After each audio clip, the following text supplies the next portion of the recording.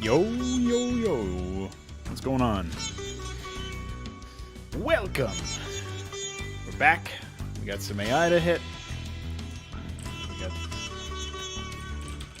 some chat to pull up. We do also have some background, but it doesn't appear that my microphone is picking those up. So hopefully that continues. And we also have 2 new builds. So actually, I replaced a Marine and Medic focused build in the Hydra Terran AI with one that Connor put up not so long ago, earlier this morning. And then he also, yesterday, put up a 4-ax that I used, just added. So now Bio has 4 different builds that it can do, which meant that I had to restructure where I assigned the stasis chamber variables a little bit. But that's okay. Oops. So, yeah. This whole assignment of the variables, it feels really bad to do it in the middle of the script, but there's not really that much that I can do about that. I guess I could move it to the bottom of the script so it's out of the way, but at that point it's still in the script, so time will tell what happens there. But I only did that for the Terran so far. So for the Protoss, we don't actually have real build orders. I have not put together any build orders, and Connor has not put together any build orders. So since we don't have any real build orders, we're just going off of whatever shit that I cobble together. That's probably an area where we can, I'll say definitely an area where we can see some improvement. Meanwhile, there is another build that I want to add to the Zerg, which means I'm going to be restructuring their system just a little bit. So basically it involves working in the select build thing to every individual build selection. Ah, yeah, there you go. And the reason why I have to do that is because now we're randomizing to different values, higher or lower depending on how many builds there actually are. And so in that sense, it does, we're inlining the function a little bit, which is kind of unfortunate, but we don't really have a any other good option there. So hello Veek, welcome. Good morning. It's a beautiful morning. I'm very much looking forward to seeing what else goes down today. So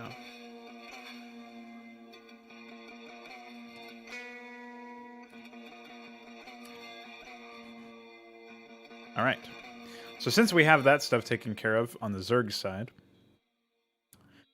We do need to also go for... Here we go. So if it's exactly 4, then we need to jump to debug build 4, which doesn't currently exist. So we'll have to do go to idle, build 4.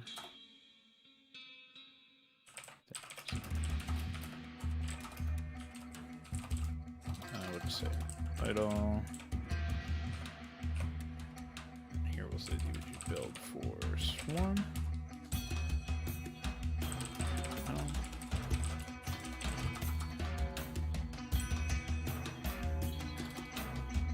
Hey, what's up, Connor?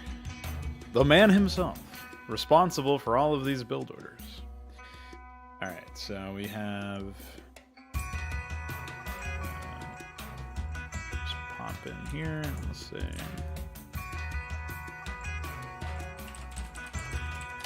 2 hatch ultra. I don't mind that there's some overlap between 2 hatch ultra and 3 hatch ultra, because as bloated as the script feels right now, in an ideal world, there will be like 10 build orders for each personality or something crazy. So, you know, I built this so that it would have the functionality necessary in order to grow with however many things we provide.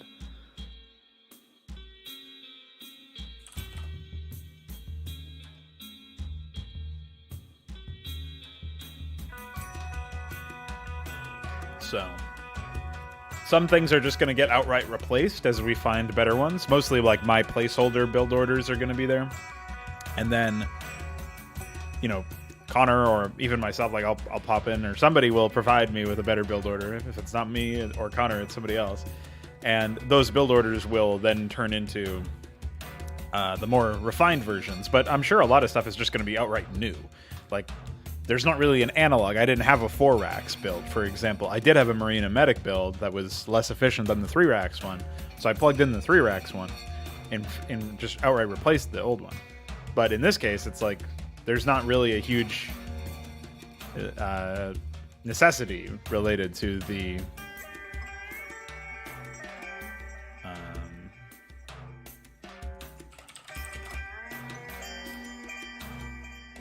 okay, metastasis. There we go. That's what I was looking for. Yeah, but there's not a necessity to replace a 3-hatch ultra with a 2-hatch ultra or something, so I'm gonna add it. I'm just like, I didn't have anything that was a 4-racks or anything like it, so it makes sense to replace the 4-racks with a or add the 4-racks entirely. And that's what I did. All right, so here we go. Let's say 4 swarm.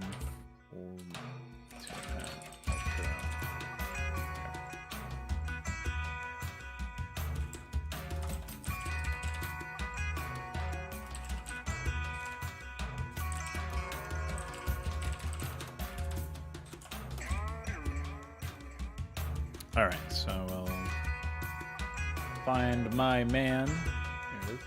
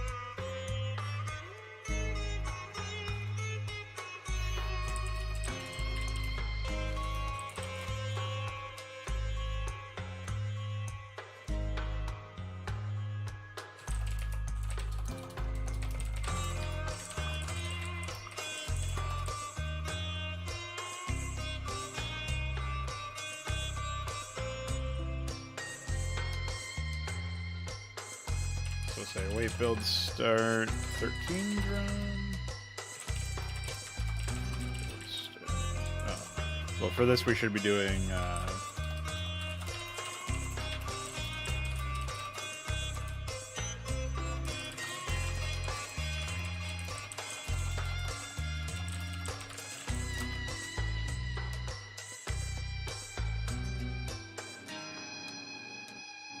You might hear the lawn mowing now. I think it's right outside the window.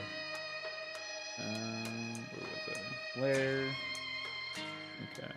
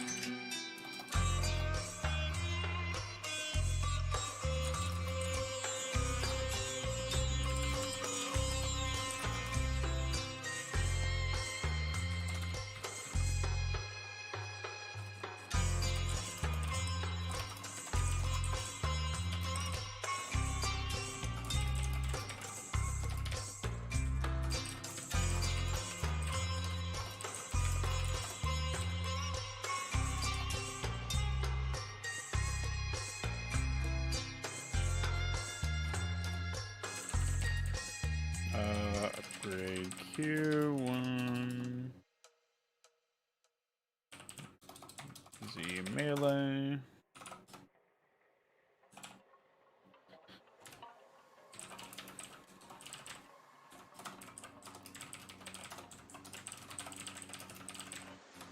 All right, let me take a look here. So we also have can expand. Yeah, that's on. Build gas is on. Build supply is on. Cut worker is off. Can expand is on.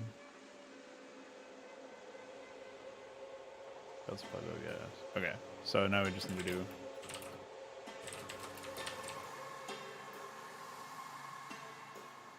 Nice. Okay, so that build is in. Happy Monday. What's up, Mutas Dozen? How are you? Yeah, let me know if you end up making any changes. Definitely will end up being useful.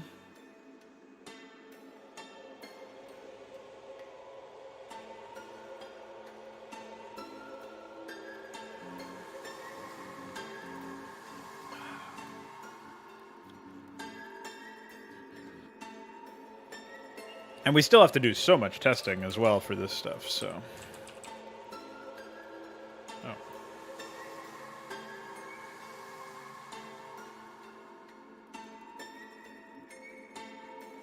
What? Oh, it's down here.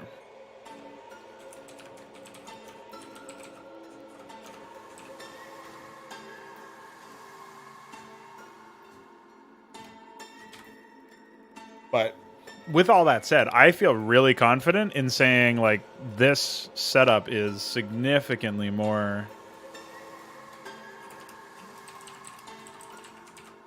like, this is probably the most robust, certainly the most robust melee AI I've ever produced, or like framework of an AI, I guess, because it's really the first melee AI I've ever done. But it's just, it feels so much better to take a look at this and say, you know, here's some functioning AI, or AI that you're working towards making functioning, right? And I'm looking for the, I can't see it here. But yeah, like, I can use this as a basis for all of the other maps that I'm going to work on, you know what I mean? So, the fact that I have this, basically, it's like no longer a blank slate. I have this tool that I can use.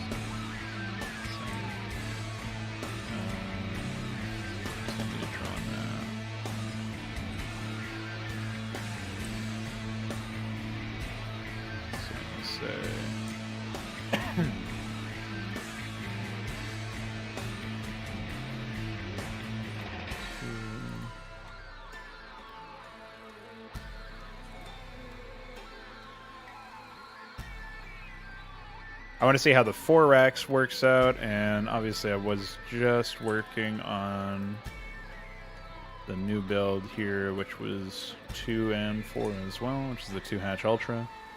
I don't imagine the 2-hatch Ultra will be particularly useful in this context, but, you know, could work. Like, not against an early Terran, you know what I mean? So here we go. We got 4x pressure, 2-hatch Ultra. See how it works out. You know, these clown emojis are just gonna sit here.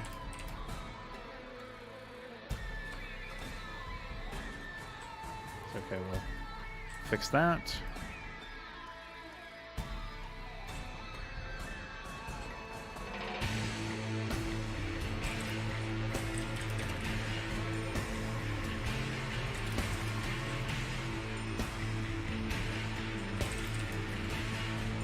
Hi.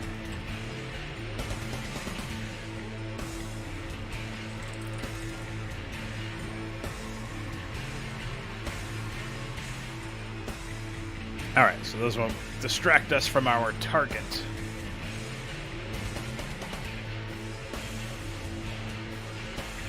And honestly, a lot of these builds will end up being pretty useful in general for other things.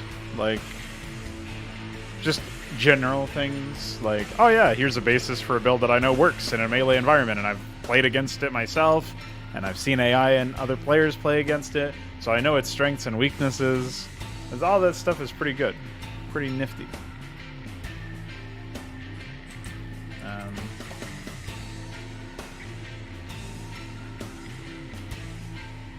I think maybe I didn't enable...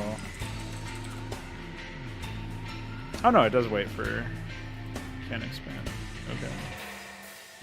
In that case, did we set can expand a little early here? We're out, what are we on? 4x pressure. There's no reason for him to be trying to get that. So. Oh wait. Dude, I don't know what is happening outside, but yeah, okay, that's it. It's just the issue from before where the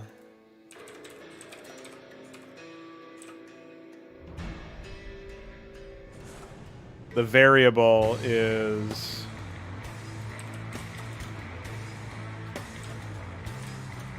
broken for whatever reason. That bug still exists, where if it's at least 1, it will treat 0 as if 0 is 1, but if it's exactly, it'll work fine.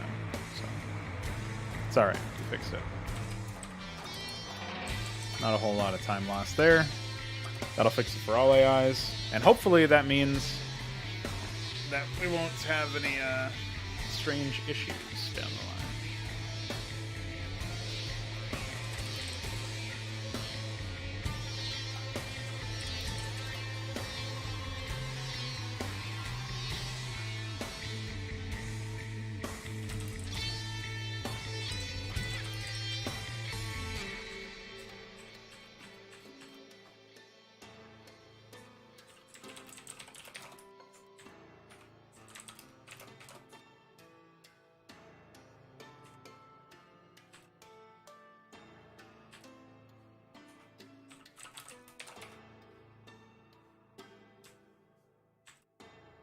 Okay.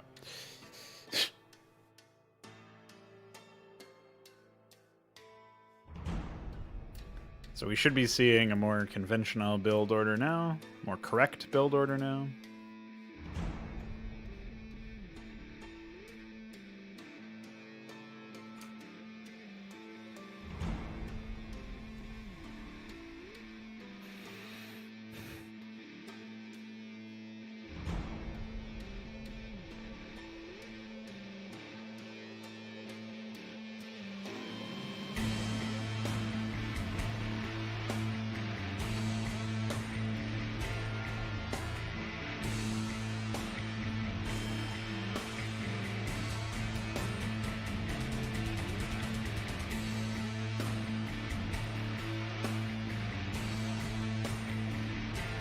So I think the fourth Rax doesn't come in until pretty late in the build order, but we should still be seeing a third Rax coming up pretty soon here, if I had to guess.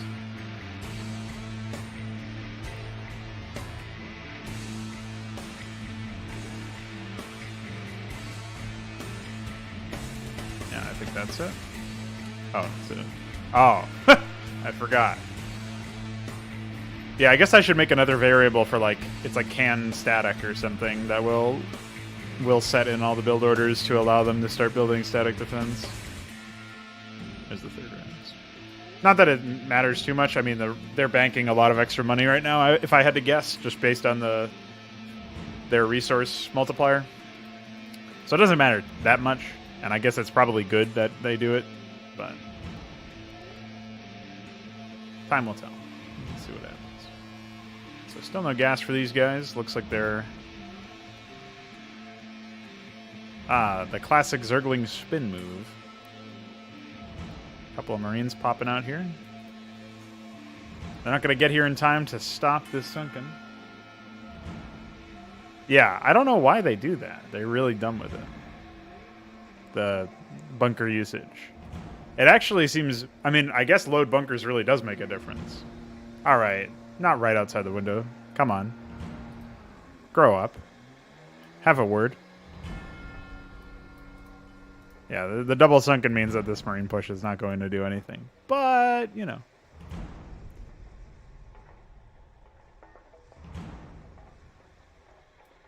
It looks like they're not using these larvae for anything. I don't know why. Might be something I screwed up with in the thread here. I gotta search this. 2hatch ultra. Let's take a look. Cut worker is set to 0. I don't know what's going on there. Do we have the fourth Rax yet? Oh, it's coming down.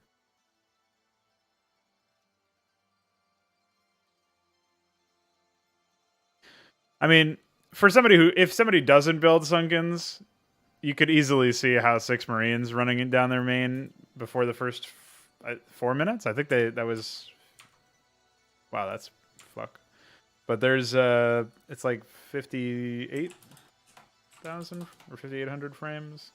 Yeah, that's as the first 4 minutes are hitting. It's like at 4 minutes he hits you with 6 Marines. It's not a crazy amount of Marines, but players who are not expecting that might get caught off guard. Meanwhile, this AI is almost certainly busted, and I'm not sure why. I only call cut worker once. Oh, they must be out of supply, maybe. Yeah, I see they did not bother building the second Overlord when I told them to. By the looks of things, anyway. I don't see any... It's supposed to happen right after the spawning pool. Oh, I see. I queued the Overlords in the other one. That was where I fucked up, by the looks of it. Because maybe the build request didn't go through for whatever reason. Okay. Well, that would explain that.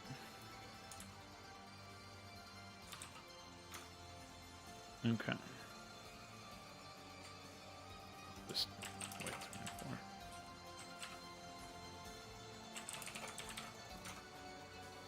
All right.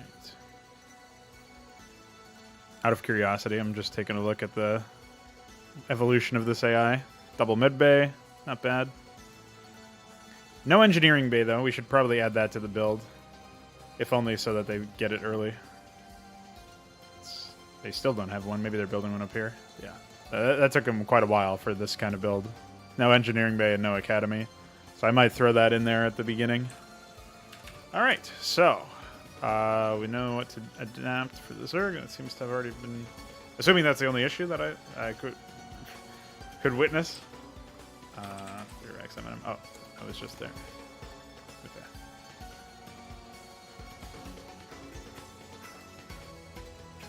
Oh, actually, maybe they were still in their build.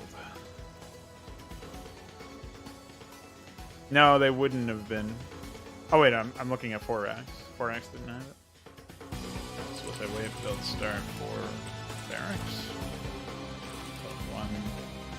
I would say engineering bay first.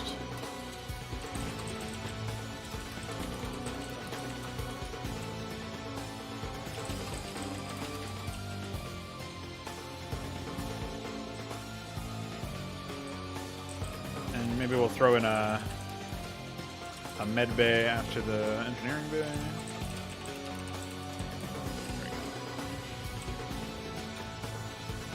And we might even just replace these weights with like small weights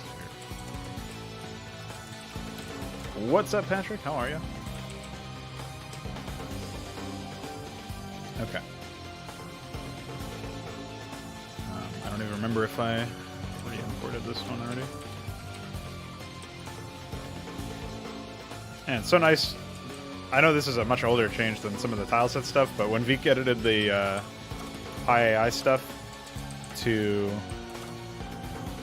work for the oh, hold on, actually, let me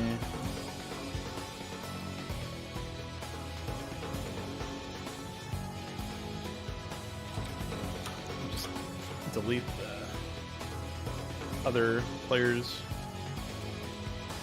But yeah, when Veek edited it so that you didn't have to actually use the mouse at all to paste your script in, save it, convert it, save it, and there's no errors, there's no warnings, there's a hotkey for the actual conversion process. It really did speed things up.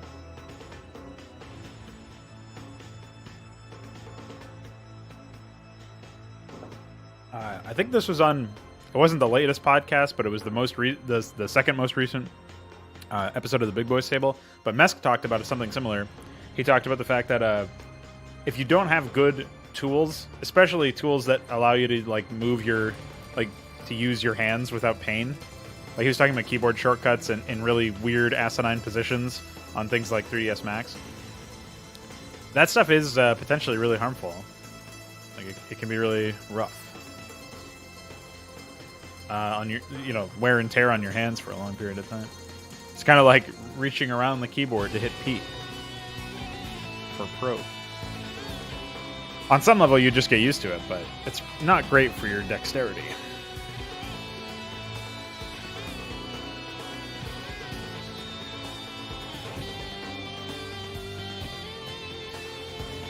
So, always nice to have tools that are a bit more responsive, you know what I mean?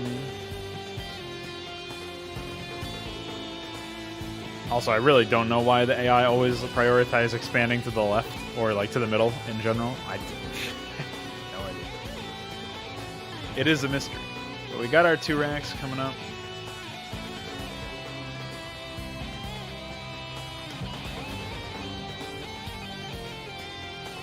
What of pianists? Ah, there's the Overlord. So we're looking good there.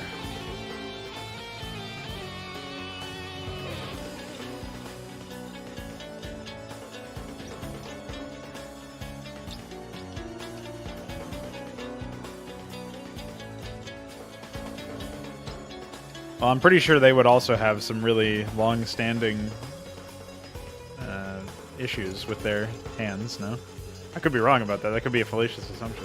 But I think maybe they're, like, drilled into them at a young age that they have to take care of their hands, they have to work well with their hands, all that stuff.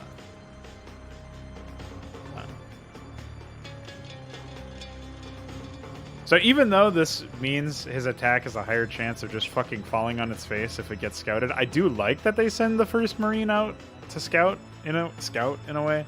It's obviously because he's just massing up for an attack, but I like the fact that he's just running across the map with his Marine, and it's like the units are just pouring out and immediately going down there. It's not what you would normally expect, but I still think it's kind of neat. Yeah. Well, if they're stretching, that's one way to fix it, but like I'm not saying that just because you use shitty software that has really stupid hotkeys and shortcuts or whatever, I'm not saying that that absolves you, the user, of the responsibility of taking care of your hands. That's definitely not what I'm saying.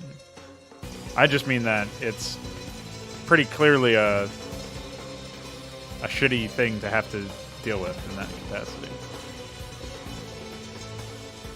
So we do have a layer coming in. It's like, of all the things that puts wear and tear on your hands, you have to deal with that. SMA. Alright, off goes the expansion.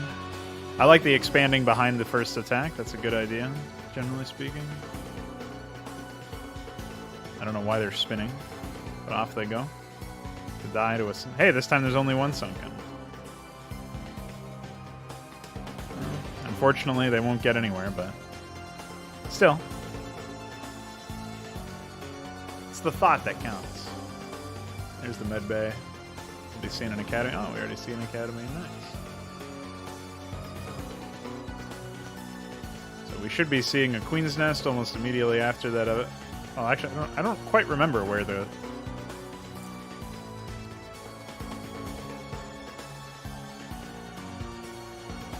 Oh, you know what? That can attack thing probably has the same issue. Yeah, it's at least instead of exact.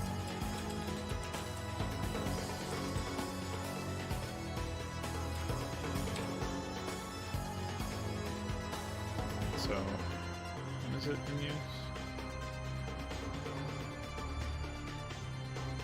Or just at the beginning?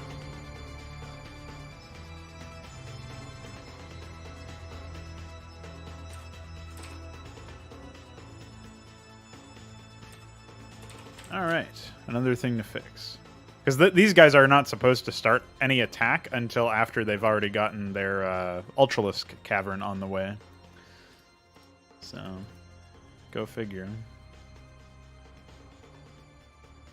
That being said, this might catch the expansion off guard. I don't really know. I don't think so, judging by the number of Ahmeds I see massing up over here. It's almost like they know. That's really weird.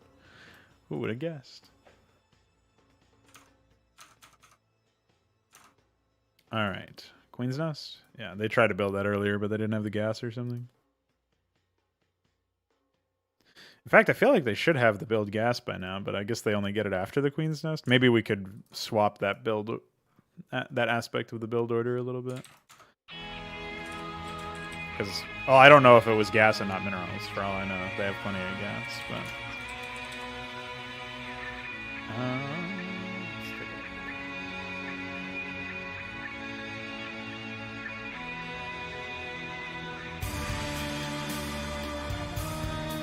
Yeah, build gas comes after they're trying to get a Queen's Nest and Carapace. So maybe we'll... it's not really going to matter here. We'll add another bit of a wait, but... I think that's probably one of the issues. It's because they were trying to get... Well, it wasn't just that either. I mean, they have Evolution Chamber, Queen's Nest. I think maybe the Evolution Chamber ran its own script or something, and they also got Metabolic Boost thing. I don't see any corpses of Zerglings, so they must have fought in the open fields of battle somewhere where there's now fog of war.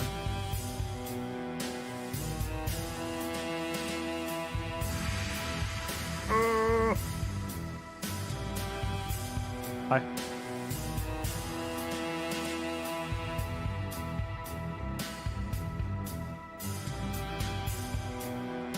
Right, so I think they're getting melee right now at first instead of Carapace. And they got it earlier than the Queen's Nest, which is what made things confusing. So part of that is like the not really inflexibility, but there is an issue present with the way that I've set up the AI, which is not lost on me. Like they're getting broodlings or whatever the fuck they're getting right now and stuff like that, and they're adding queens to the attacks and stuff. So, hi. I don't know why they're spinning. Oh, it's because they're getting another hatchery in their main, maybe? Or in their natural? I'm actually kind of surprised that this AI has not expanded again, but, you know. Alright, Ultralisk Cavern. Ah, oh, fuck. It's just the second Evo chain. It's okay. After this... Oh yeah, they get a third base, and then they get the Ultralisk Cavern. Forgot about that part. That crucial step.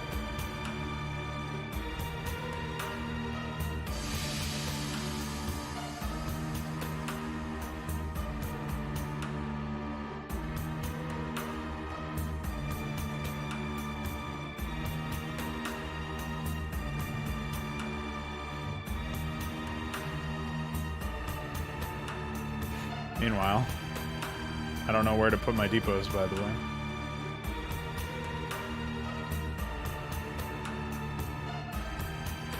Yeah, I don't really know what their money's like right now. But yeah, it might be better to do that.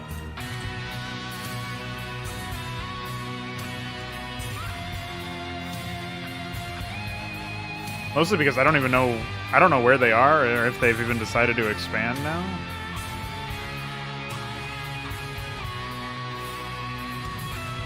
It looks like they're trying to get it right now. But they sent 2 drones there, so XD.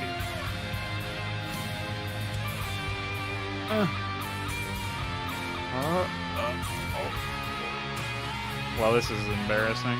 Hi. +1 weapons. Oh yeah, they're gonna pepper this one down. What a bully.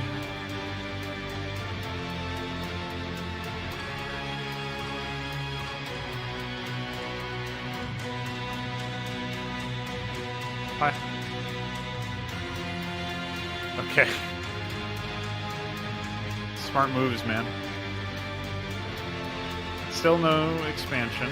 I wonder what's going on with that. Maybe they just don't have the money. I mean, they're keeping their worker count pretty low. So yeah, I think they just don't have any money. What's up, Ultras? Finally put that down.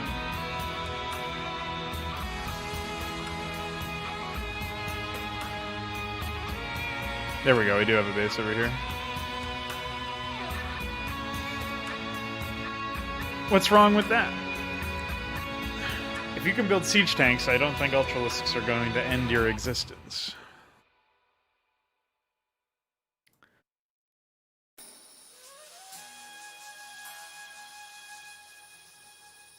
Oh boy. We're gonna see... Oh! Oh my goodness.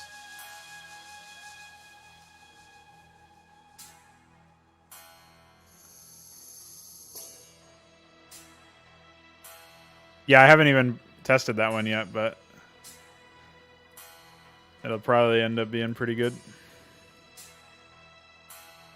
So rather than try to like manually curtail every single upgrade thread into oh, this is a +2 push. They actually stopped the expansion entirely. And there's no Ultralisks yet. Oh, no, that was just an optical illusion.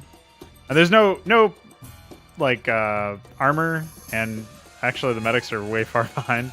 So it looks like at least some of these units are going to get pushed back. But oh, some of these units will also just fuck off.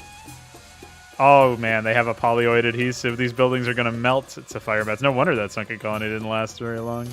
But there's an Ultralisk, so don't worry. And he's already got +2 melee.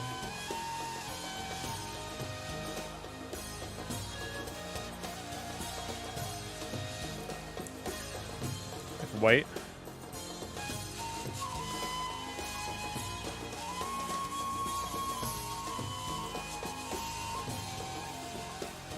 Alright, the Ultralisk came in the clutch there. Also, they've been broodlinged to death while they're building a fucking armory in the middle of nowhere. I don't know what's happening over here. Dude, the broodlings are... Oh, right, they got bonus damage per upgrade. That was another change that I did to them. So they don't have the bonus armor. But what they have is, they have... I think they get +2 per weapon upgrade instead of +1. So they definitely don't need the bonus armor then. I'm not going to do that. One of the weirdest aspects of the Necron Broodling changes were that I think he made it so that you could get them from Nidus Canals, or you could build them from larva or something. Maybe that was an earlier build. But there was some... Oh, that's cute. He's by his house. There is something weird happening with that, where he made them more obvious or more ubiquitous, like just more common. And I always felt like if you're gonna use a unit like Infested Terrans or... Oh shit! Point blank nuke, by the way. Don't bring your Overlord too close. Oh, especially since he has no health.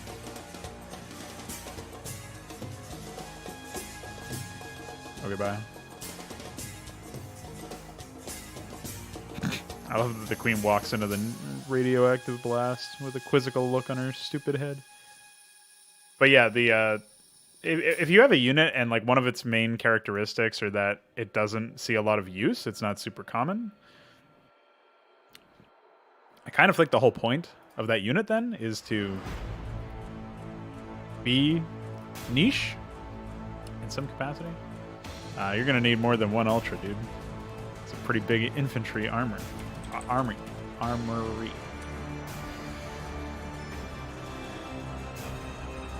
Yeah, so it looks like this AI actually ended up evolving from its starting point. It's pretty neat. I think maybe the early attack and some of the upgrade stuff destabilized the Ultra AI, which is kind of unfortunate. But that's okay. There's plenty of stuff that we can do in the meantime. Well, I looked through them. That one's probably not that great, honestly. It's just like a small skirmish. It's nothing super substantial. I do like the Azazels just running around like lunatics. And Snare might be the saving grace that they need here, but it's not looking too hot. They have the adrenaline packs for bonus armor when you get fully healed, and there's not enough DPS to stop them from being fully healed, so they're just fully healed all the time. Oh no. Why would you nuke your own small bio squad? With an uncloaked ghost, no less. I like how they're all making a beeline. They're like, get me out of this fucking nuke blast. Alright, bye. Did a lot of damage to the Ultralisk, actually. Lucky for the Ultralisk, he's got Saber Siphon!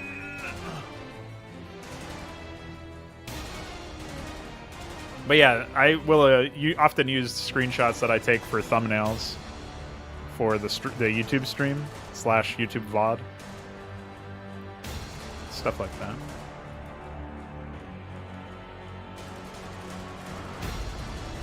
So I'm not sure, but it looks like they're bordering on the limit of workers. Hard to tell.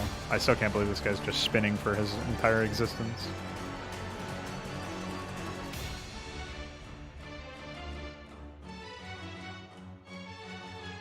Oh, that reminds me, I am supposed to buff pylons again.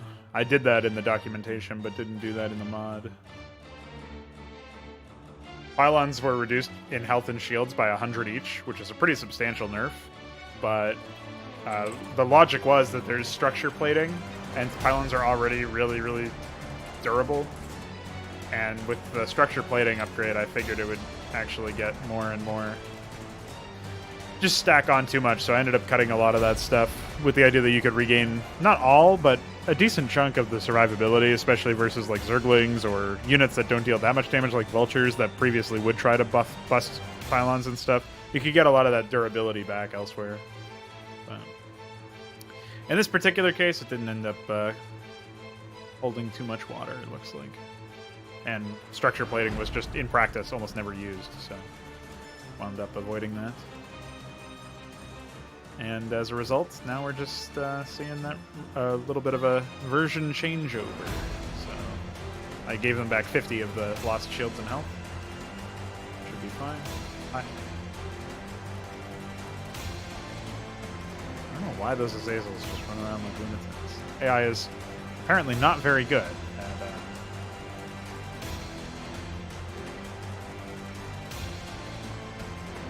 handling its business.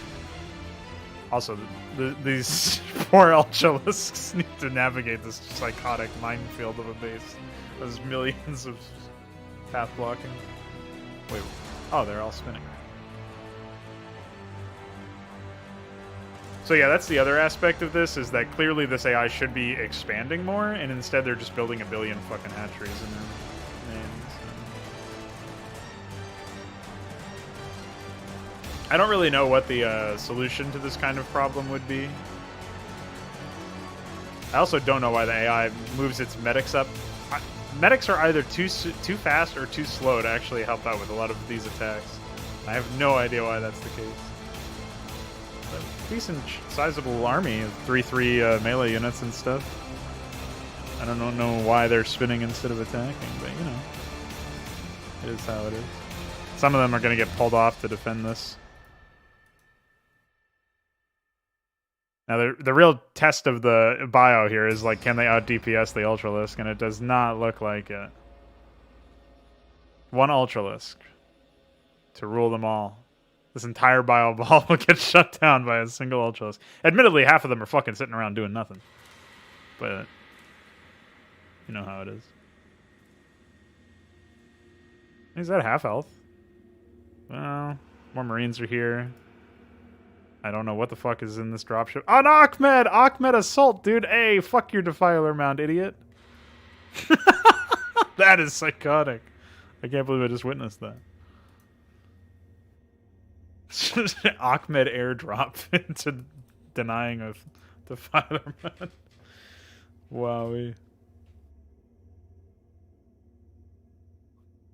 So yeah, it looks like they need to be a little bit faster at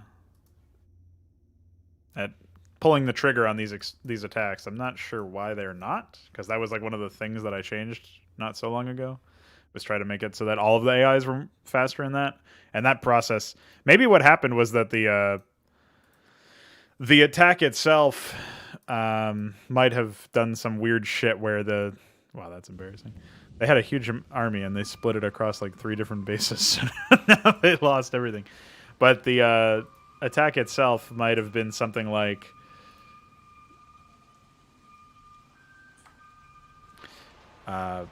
oh, let's attack this area, and then they pulled off the attack, but as they were going to attack, they said, oh, let's start another attack, and merged the first attack wave with the second one. That has happened before. It's not super common, but that might have been what was happening there, because that was like way too long. And it might be happening here as well, which is why they're like halfway across the map. Oh, let's just move back. Like, either that's because of they're getting shuffled around for defense, or it's because they're just spinning. But yeah, this AI should definitely expand.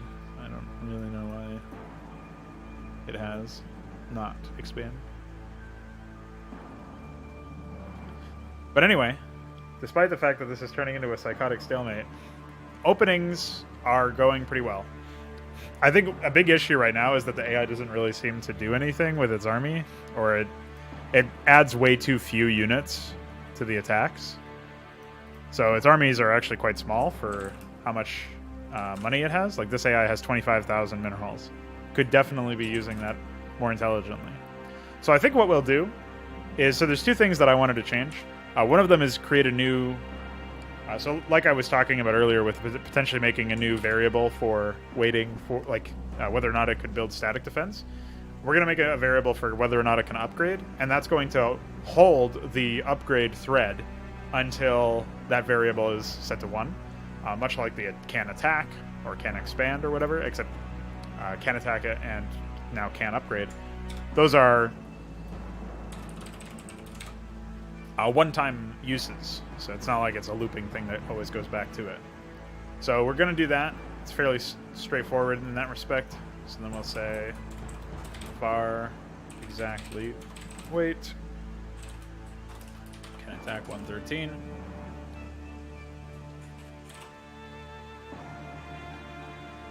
And, yeah, there you go. So that's that. And that means that we can manually set up the upgrades in the threads without fear that they're going to get overwritten or without fear that they're going to get the wrong upgrade at the wrong time for what the build order actually is. So we'll do that same deal for the other races. So we can upgrade. And then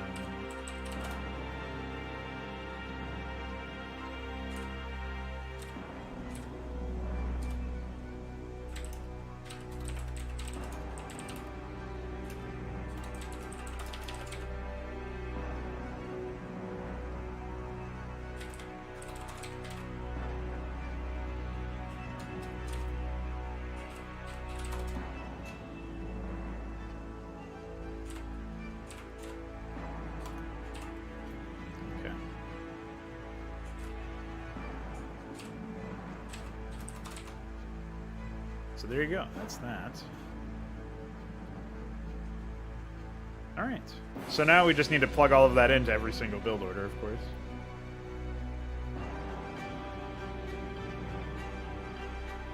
All right. So I will be doing that when I return. But the other thing that I wanted to point out that I wanted to do was dramatically increase the number of attack add relative units. I'll keep the Q units the way that they are, but clearly the number of units that are added to the attacks are insufficient.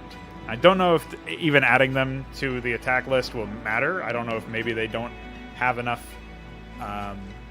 request spots for them, and that's the cause. Like, I haven't really triaged this issue. But I'm going to experiment with adding, like, doubling the number of amount of units requested in some cases, or even tripling or increasing it by a higher factor than 2. And we're going to see if that makes a significant difference. And I'm hoping that it will. But at the same time, hard to tell. So obviously it will require some testing. But that'll be another, like, infrastructure-based change that I'll make.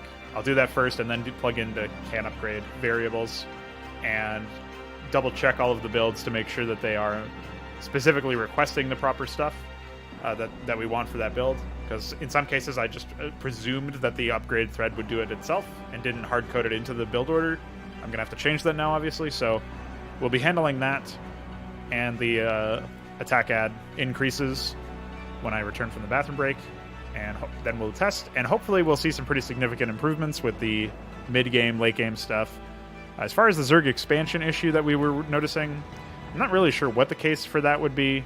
Perhaps we could, if the attacks themselves are individually more significant, we might be able to rebalance the attack timing so that the AI takes a little bit longer between attacks, or simply adding a more randomized weight where it's a weight between pretty, like the current weight that's fairly low, and a higher weight, randomly selecting between those two. That might work out as well, but I think another thing that we might just want to do at this point is, like, only have small weights between the attacks if there's enough mining bases to justify that. So that will require a little bit more consideration, but I think that's probably a smart move anyway. It's like making it so that the attacks are a little bit fewer and farther in between if the AI doesn't have like 3 or 4 mining bases or whatever, so we can figure that one out later on. So yeah, BRB.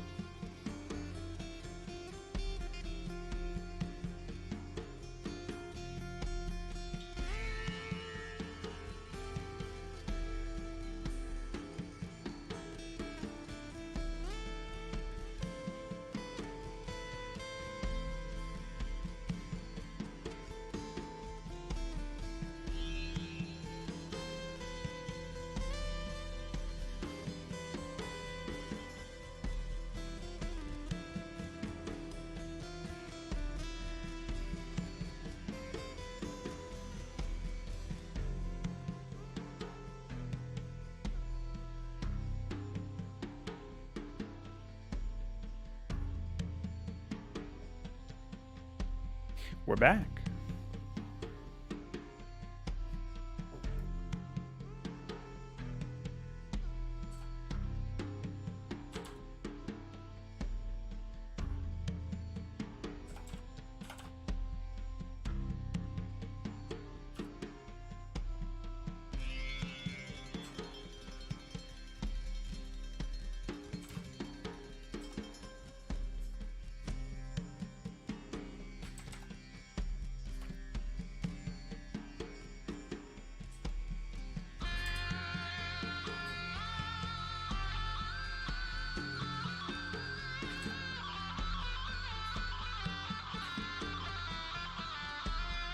Thanks.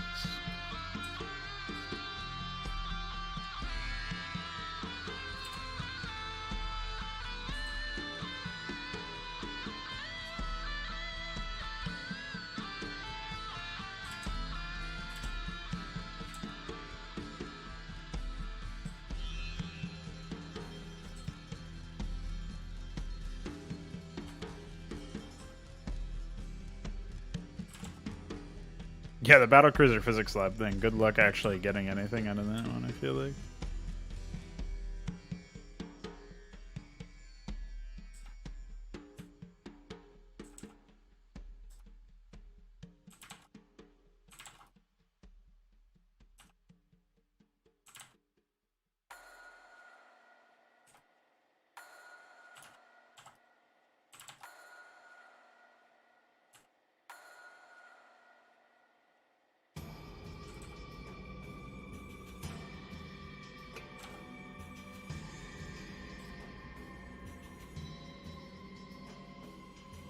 Now, I should warn you, this might result in some really psychotic attacks.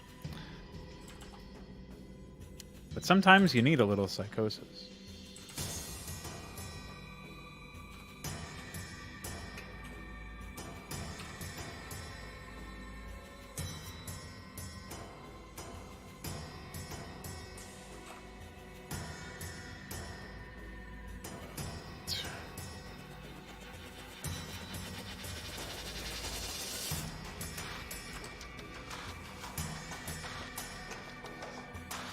See ya.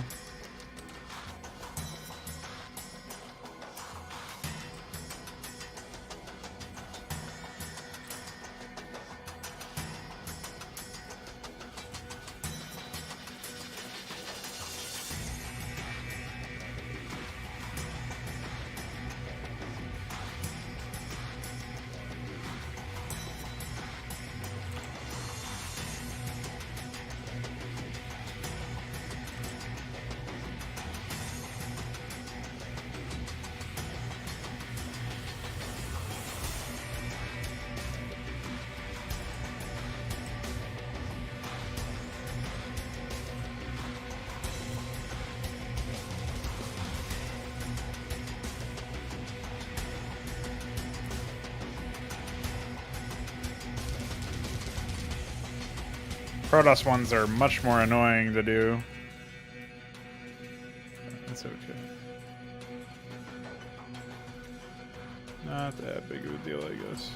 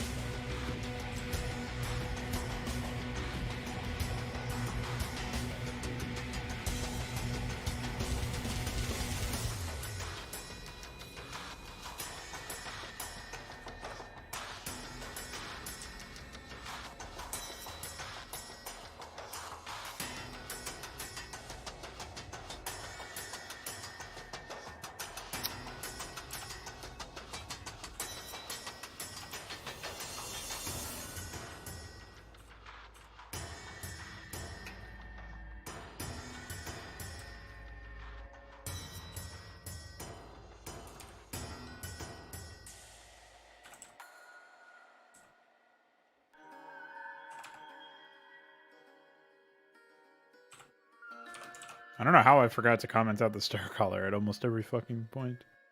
Just for the attack ads, though. The attack ad relative, I mean. Not for anything else.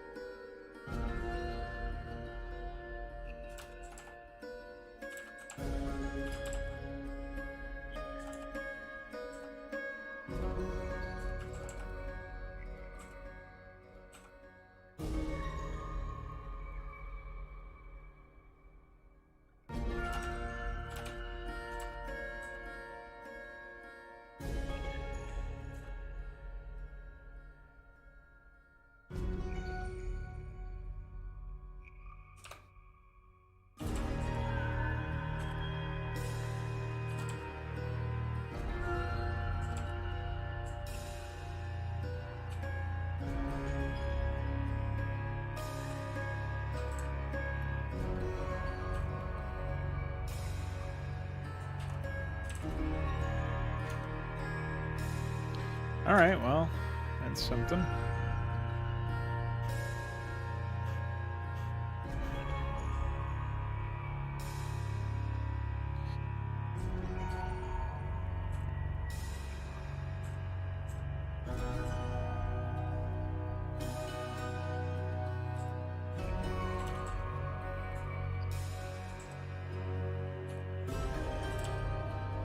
I like the idea of them actually swarming with spellcasters in some case, just because it will mean a lot more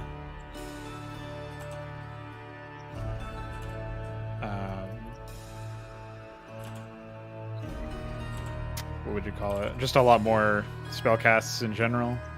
So we'll see some pretty entertaining results there, I think.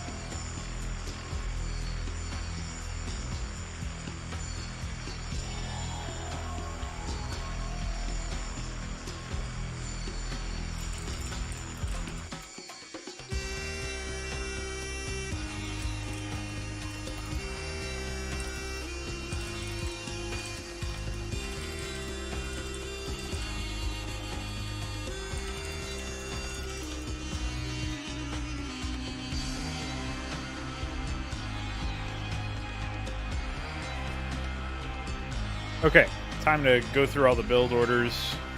Make sure that our upgrades are in order here.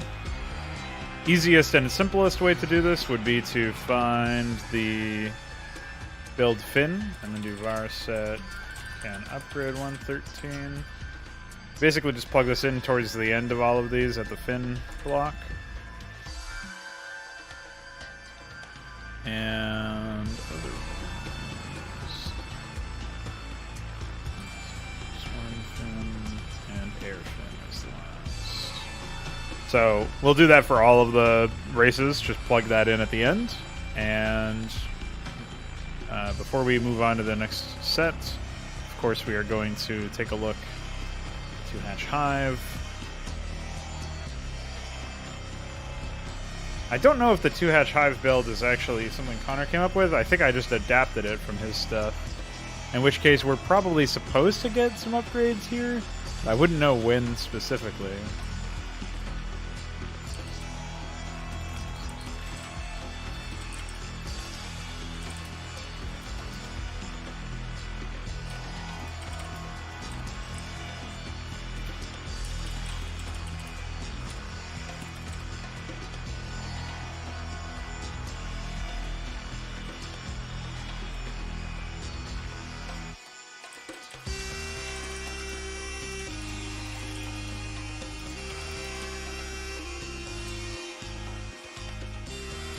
So we'll just do that much.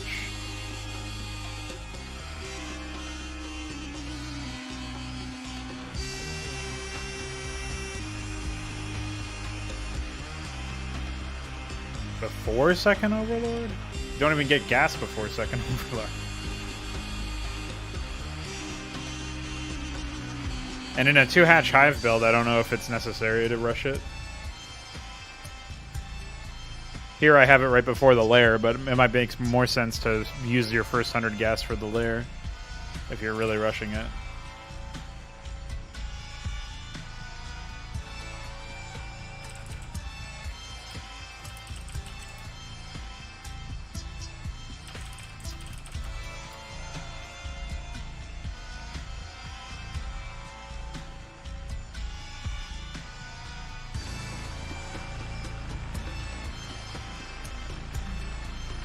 Now, for a 2-hatch Vorv, I would understand that, right?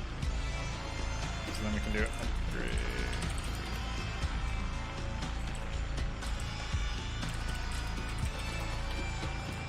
Yeah, I don't think you followed what build I was talking about. 2-hatch Hive is the build I'm doing. It starts with a 9 expand, then spawning pool, then overlord, then gas. Which is based off of, I think, your 2-hatch Ultra build, but I'm not sure. It might have been a different build.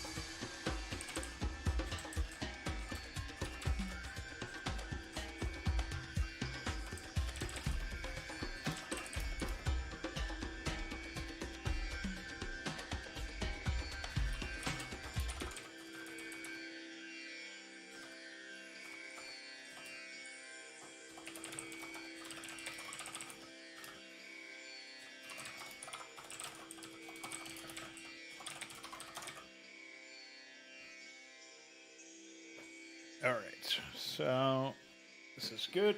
Definitely gives me more precise control over upgrade timings and all that stuff. Now, your 3-hatch Hydra build, I think, is on the forum, right?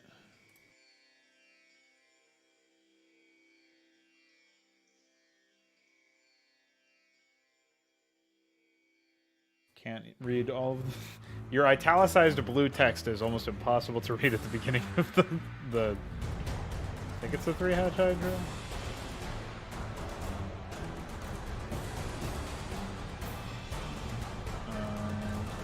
Yeah, it looks like.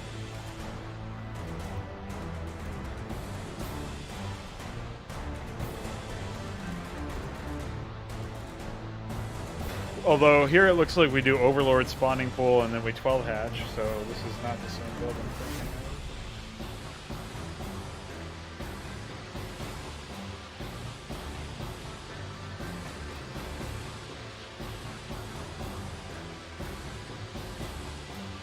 Well, I just think part of it is like the fact that it's bold and italicized, but yeah, it's much more legible now, thanks. Oh no, it's not the italics, it's the, I meant the underline part. But whatever. So this build here is, what is this then? This is a 3-hatch Hydra versus what? Maybe this is the 2-hatch Hydraling? It looks like it, maybe.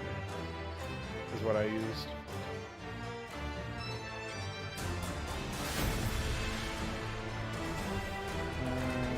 No, I have no idea.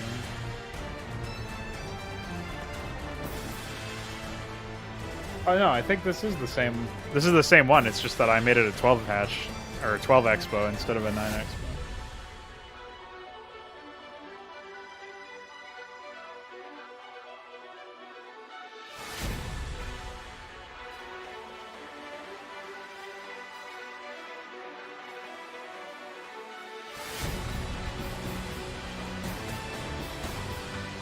All right.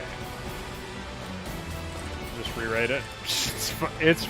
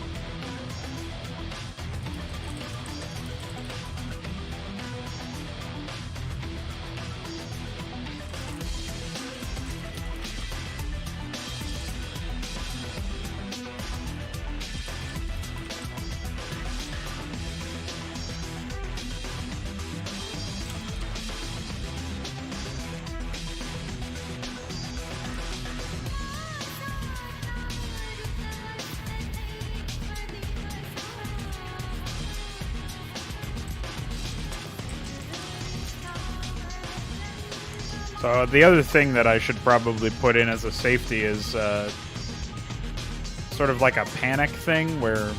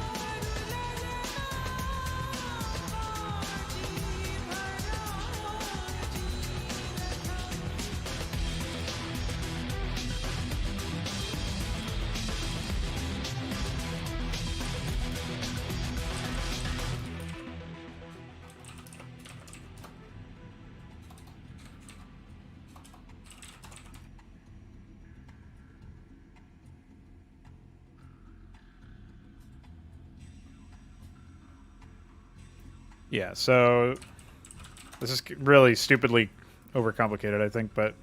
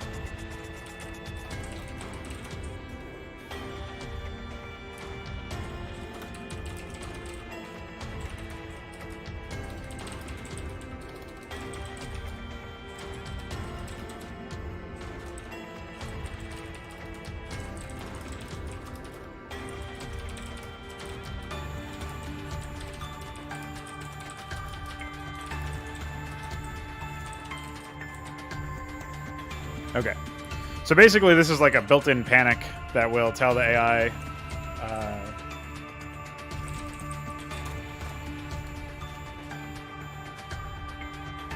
basically, hey, build supplies because you lost something.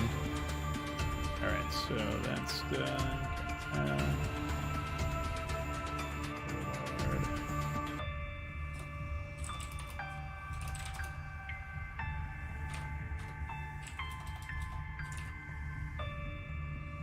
So we have can upgrade at the bottom. We have can attack set. Save our second expand. We have can build gas and build supply already ticked, so that's good. And yeah, what else do we got? Build gas, build supply, can attack, can expand. Can upgrades down at the bottom. I think we're good for that one. Okay, so that'll be a slightly more reasonable build anyway, in theory.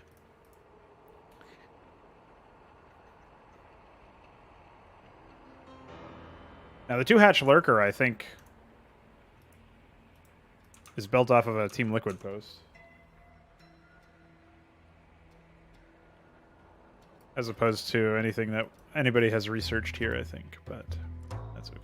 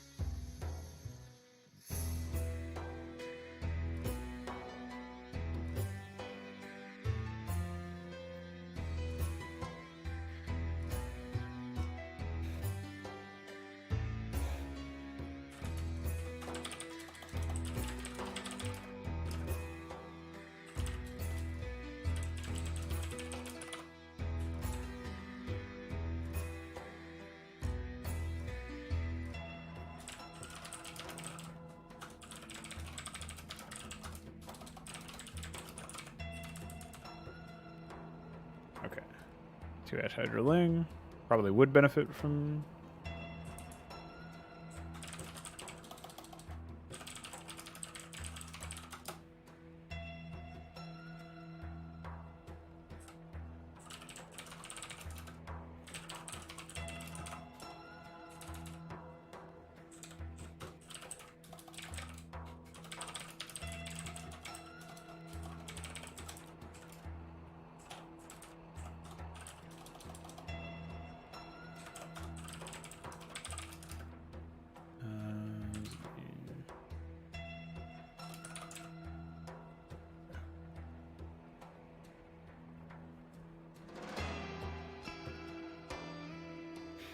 So that's fine. We're about halfway done with the Zerg. I'm pretty sure it'll go a little bit quicker in the other build orders, though. Less to worry about. Less like... Zerg has so much stuff going on by comparison, so that's why I'm taking this piece by piece here.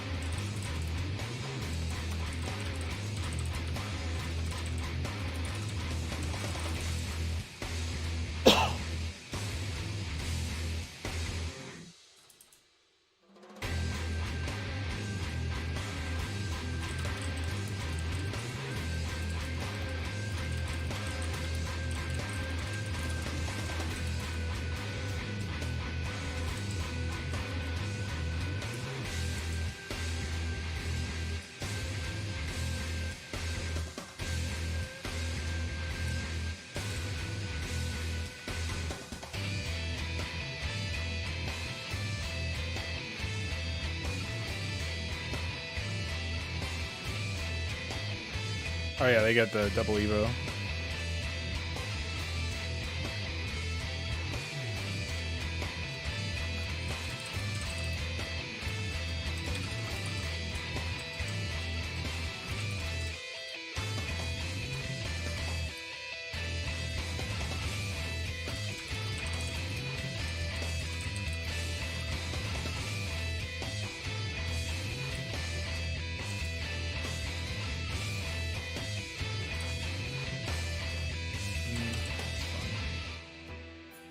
Issues there. Now the classic 9 pool.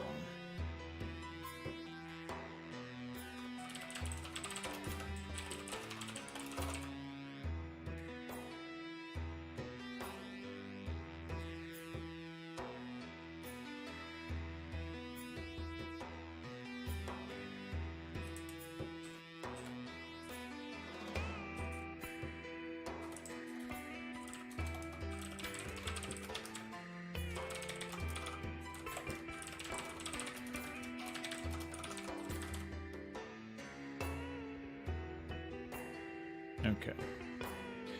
2-hatch Ultra I have documentation on, so let's see here.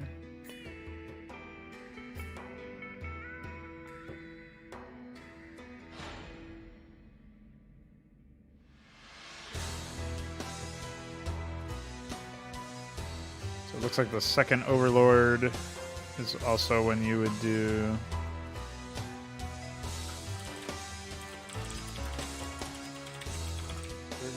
Speed. Okay. The carapace is even, I think, already plugged in here. Nice. Oh, there's still the air stuff.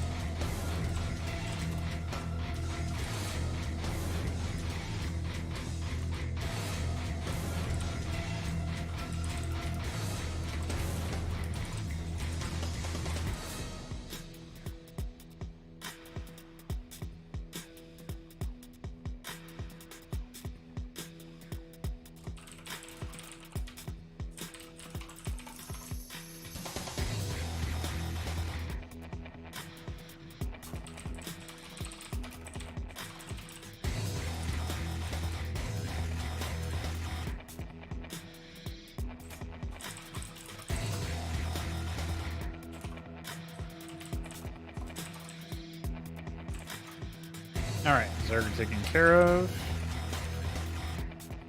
I think there was some... Oh yeah, I was going to do that change to the expansion stuff. Or no, the attack timings, which would in turn hopefully help the expansions. We'll see how this change goes through before I mess around with that. So I still got the other 2 races to do.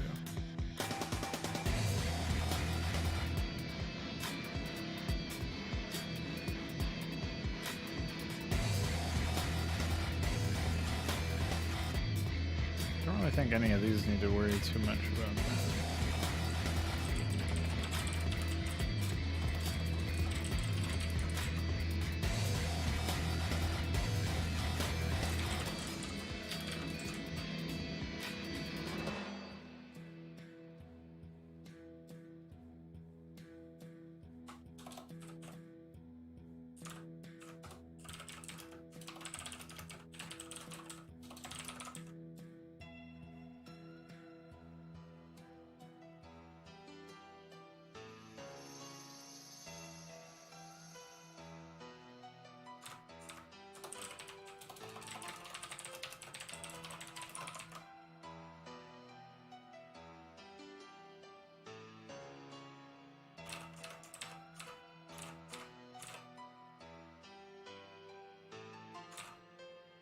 Quickly plug this stuff in now.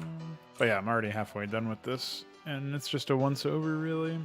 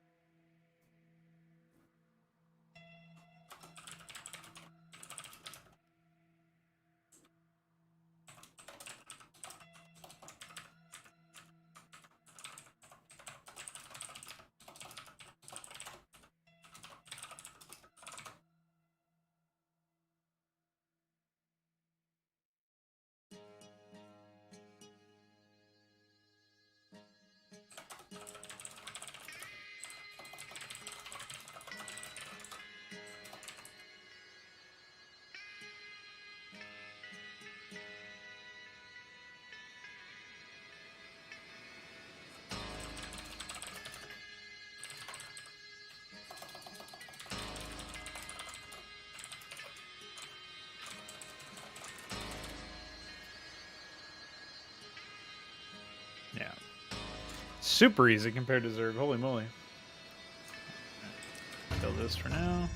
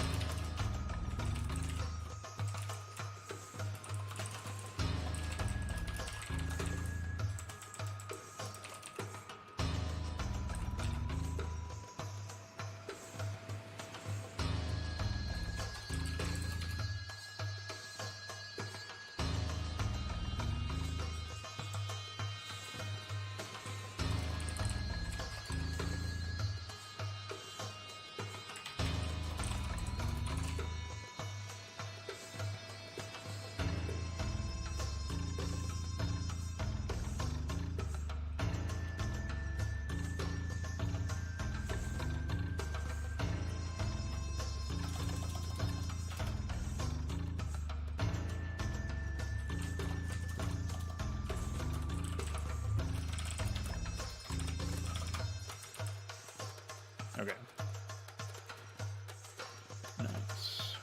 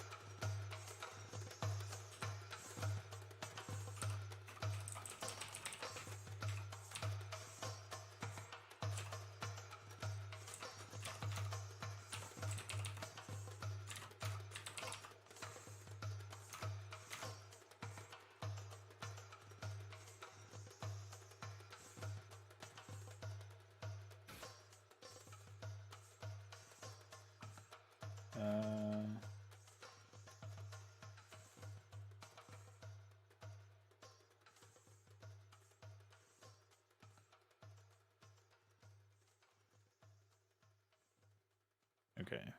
The 3-Racks M&M definitely has some upgrades associated with it, so I will plug those in now.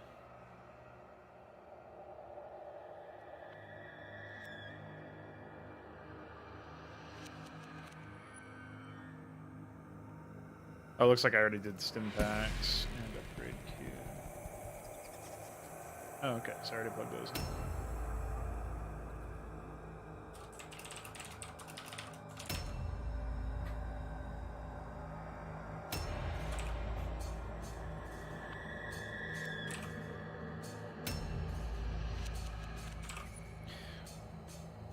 Well, I guess I already did plug in all of the stuff for the Terrans. Looking at this now, either there are no upgrades for the build orders, or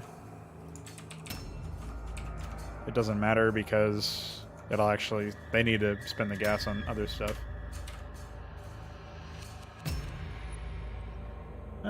You actually. Oh, what was up with your internet earlier, by the way?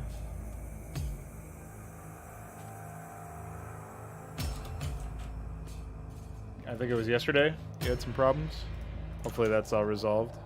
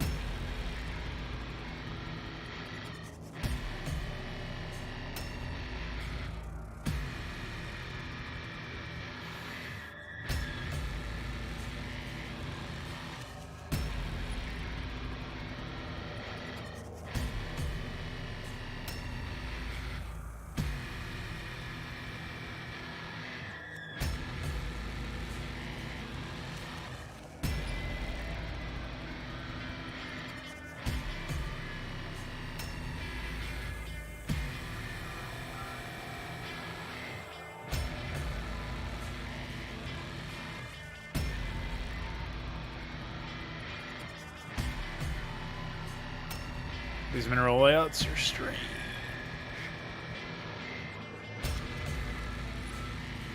Oh, okay. I wonder if it's the same deal with Veek.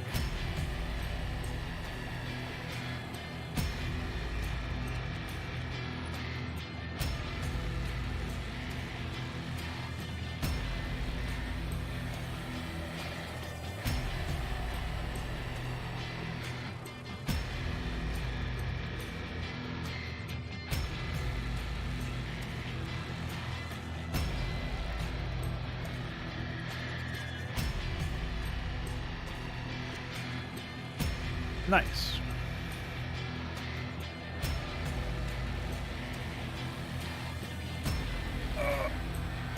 My man with the plan over here, getting his 2 racks. We got some shit happening with these here.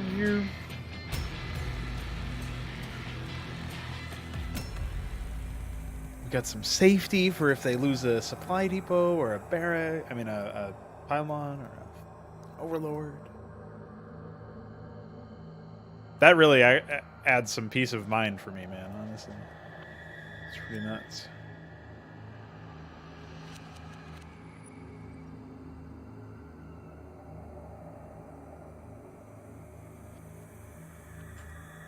Alright.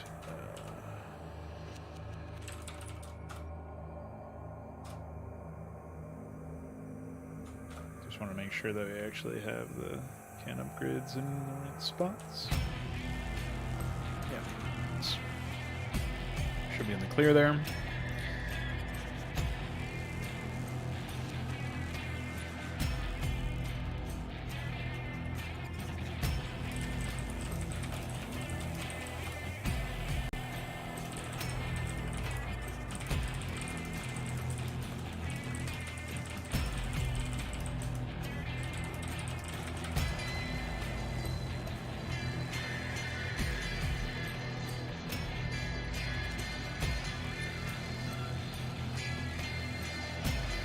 The Dancing Zergling show. No idea why that happens, in case anybody's wondering.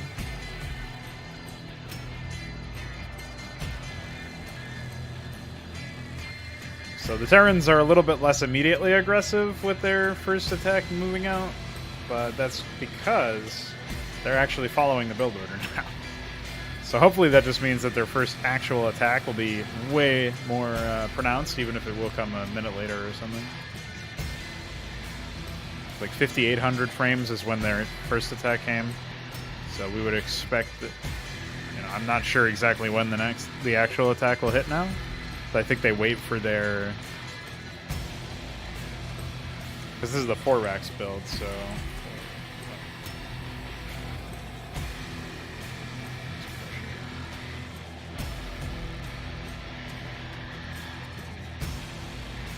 Yeah, so they should actually be trying to attack pretty soon. Let's see what happens. It looks like they just got it, but I'm not sure. Yeah, they do. So it looks like, I'm not sure if the attack will time the same way. Again, like the minute estimate that I had, I'm not sure if that'll be the thing, but notably they are still training units. They have 1, 5, 7, 8, 9. Oh, this guy's going back, so 8, 9. 10? Question mark? This guy might be going somewhere else. But they've got a pretty sizable number of units, and this time they're heading towards the side stage, the side show over here. Meanwhile, I don't know what's going on here. Queen's Nest, nice. And they do have Zergling speed by now. They haven't yet grabbed their next upgrade, but...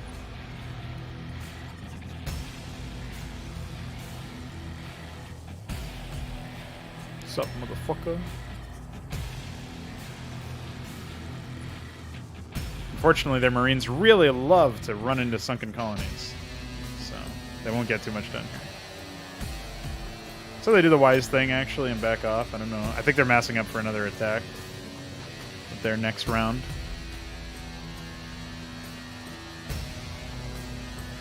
So already we are seeing the benefits of them... Dude, look at the Akhmet army. Holy shit.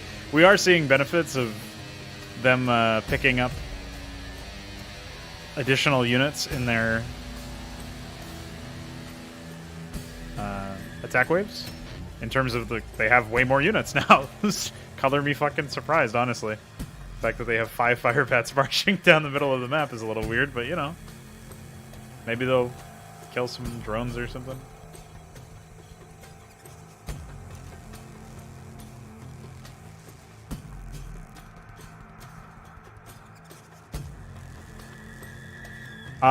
Actually, that is sort of what I do in some cases. Like, they wait until they have carriers to get carrier capacity or something like that sometimes.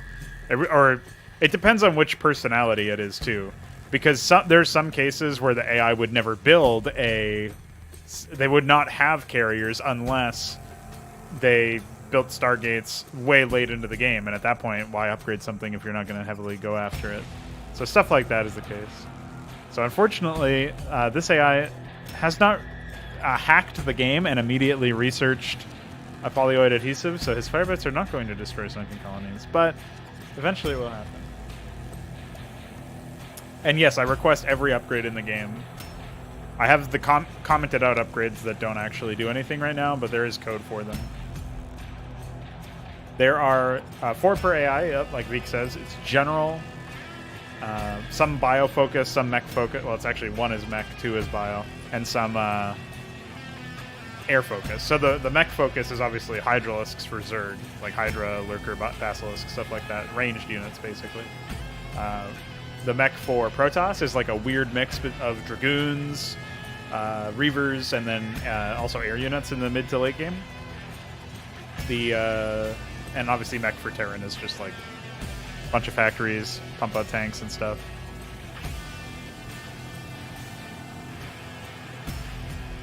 Yeah, I mean, I'm not saying they request it all at the same time.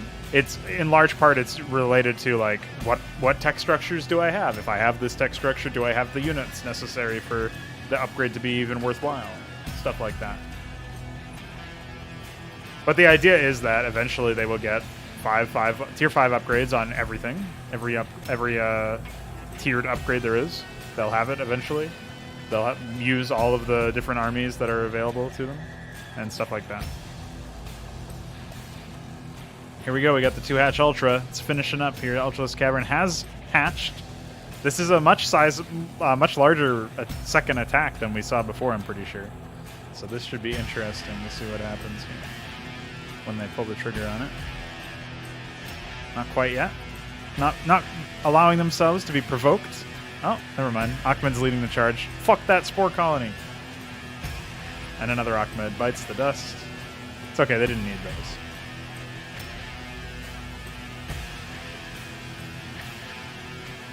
Yeah, I don't think you want that.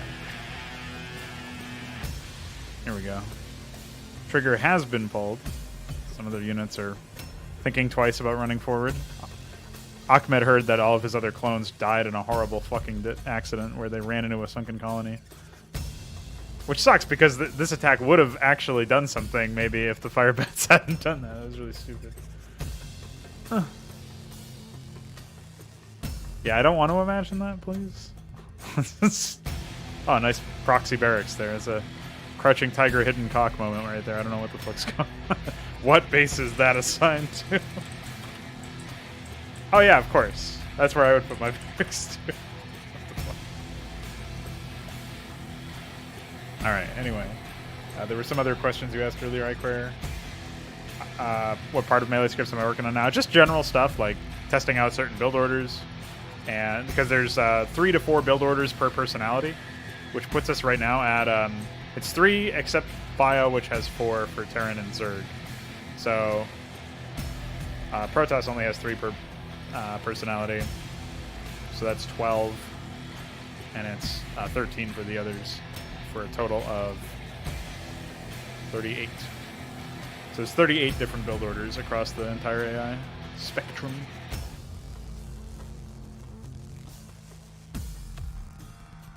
Yeah, I don't know what the fuck is up with this, but it's training Ahmed, so I'm okay with it. This is where we laugh at the AI for spinning their shit around like lunatics. And they're getting all of these extra hatches, but no expansion. I don't know why. It's really weird. What I'm thinking is maybe the expansion...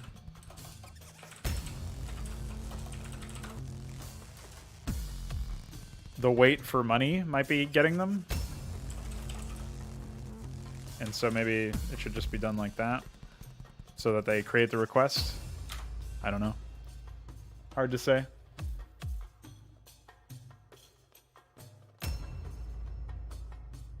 Yeah, they add starting energy, because the starting energy is a percentage of the max energy. So if max energy is higher, starting energy will also be higher.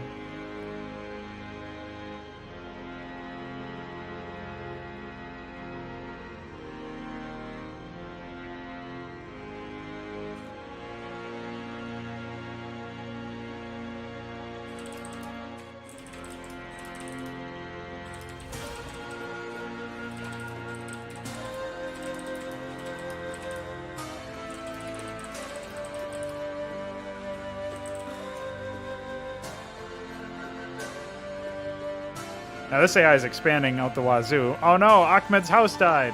God damn it. You can't kill Ahmed's house like that. The Terran army is woefully out of position for this fucking horde of Zerglings to fall down. Nice Ultralist. Maybe it should be with the main attack. Just an idea.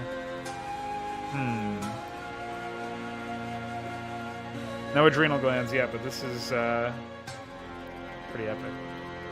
Oh, they have 1 Marine. That's useful.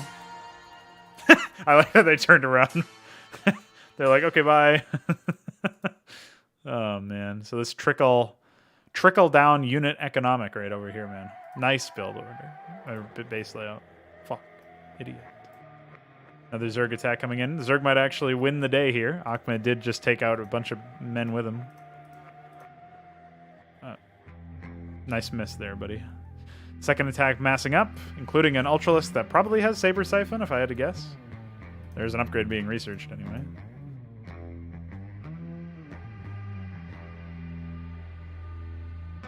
They have Hydra speed.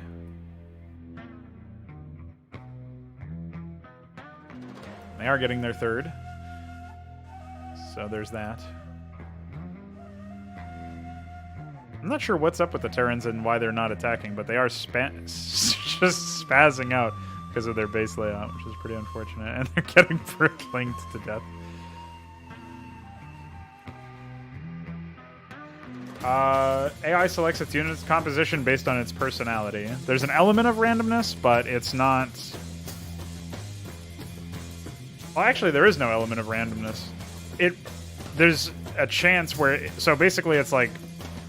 It will build the strict personality attack composition, but if it has, like...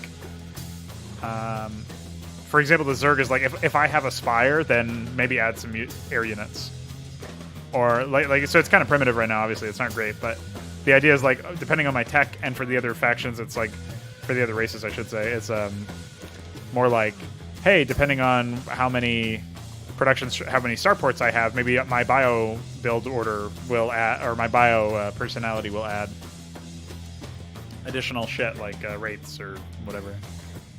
Thanks for the Darkstorm, buddy. And then if it's like, oh, I've got uh-oh, they're in position now. Will they lose this base? It looks like they have a pretty good blockade over here, which is unfortunately stopping Ahmed from helping. But do you need Ahmed?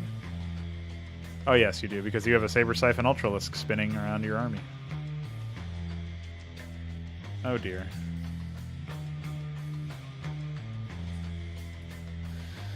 What a mess. Well, the majority of the units are dead. The Ultralisks are spinning. Classic move.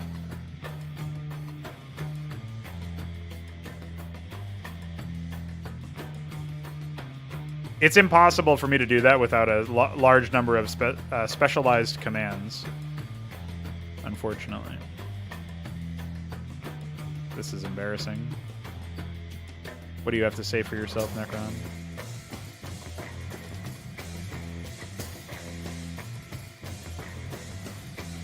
Oh.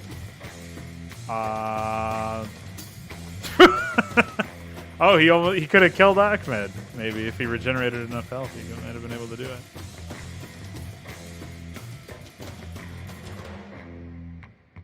Well, what I'm saying is there's no way you... Unless you're just talking about in the wild of like, oh yeah, once we have... once we have more at our disposal, and that this is a feature we might want to build into, yeah, I agree.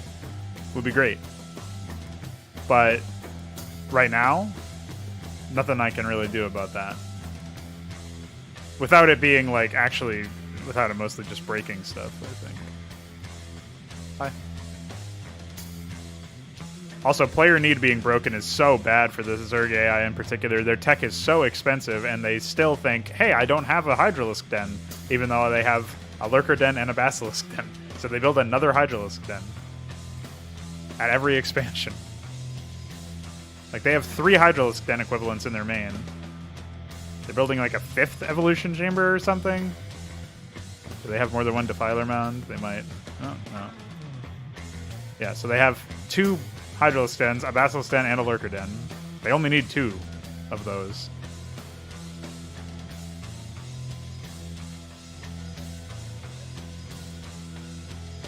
But yeah, the relative subcommands are what controls the attack composition. So it's not so much random as much as it is like, oh, based on your build order, like based on what structures you actually have access to, here's what you can build.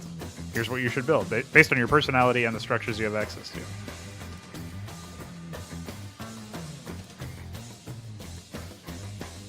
What is BBS? Is that Barracks Supply or something? Oh, okay. Neat.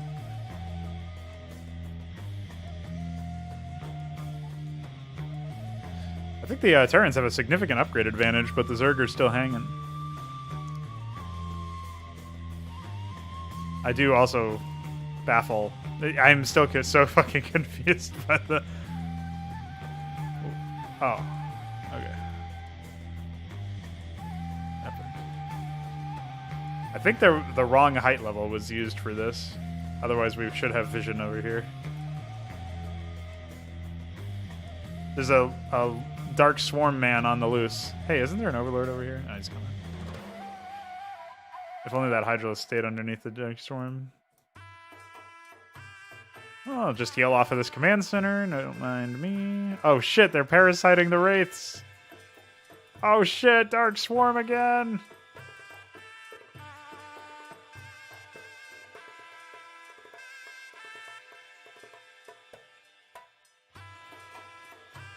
Is that Ultralisk still loose? Oh yeah, it is. I'm so proud of this Ultralisk. 25, 26. Can we get to 28? Oh, 28!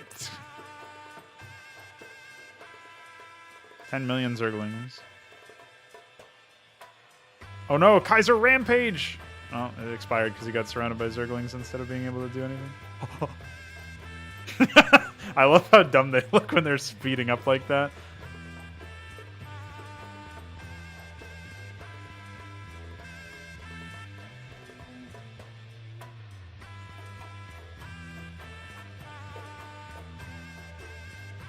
Dude, you can't stop my Ultralisk.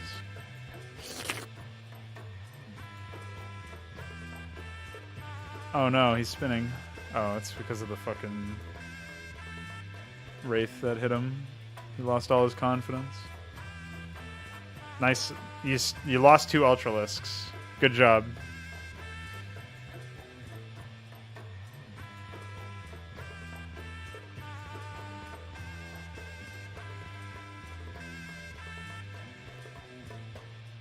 Well, if you're going Hydra Ling, you don't really need the Zerglings to be doing that much damage. They do a pretty decent amount of damage on their own anyway. Especially if you end up getting Zergling attack. Like, Zergling attack speed is way more valuable than an individual melee attack upgrade. But especially if Zergling attack speed or whatever, if Zergling attack speed is your, or rather, sorry, if Zerglings are your only melee unit and you're not planning to transition into Ultras until like super late game where it doesn't matter and you can catch up with upgrades later anyway, then you can just do missile attack, Carapace, and you can have Zerglings basically tank and frontline for your Hydras.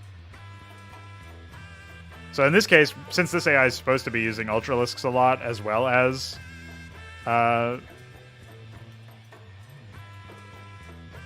Zerglings and Vorvilings, they get melee and Carapace. They should actually have gotten missile attacks by now. I don't know why they haven't, but they're special, I guess.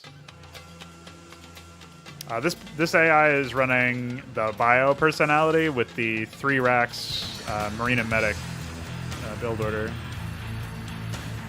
which has led them to apparently not be interested in putting SCVs down to that pace. There's actually a pretty large number of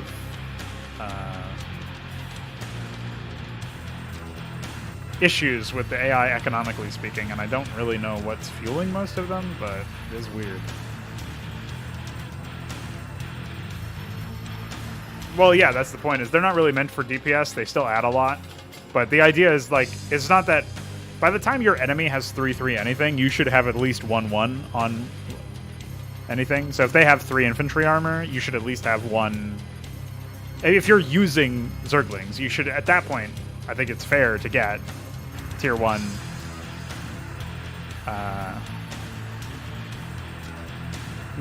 melee attacks or whatever. And you're probably transitioning into Ultras, stuff like that, so. This AI should probably have way more Queens and be using Broodling for the sake of Ensnare and stuff. But again, we're not really able to keep track of the enemy's composition, per se. These poor women.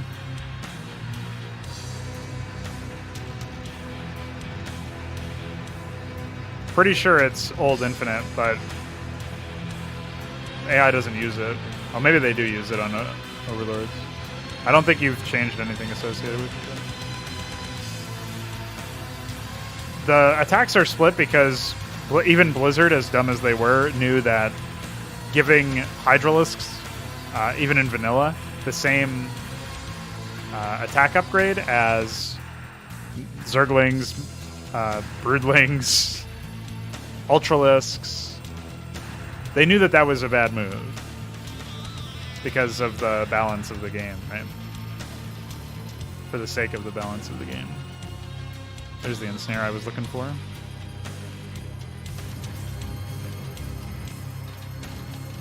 Now, unfortunately, they don't actually try to find the ghosts.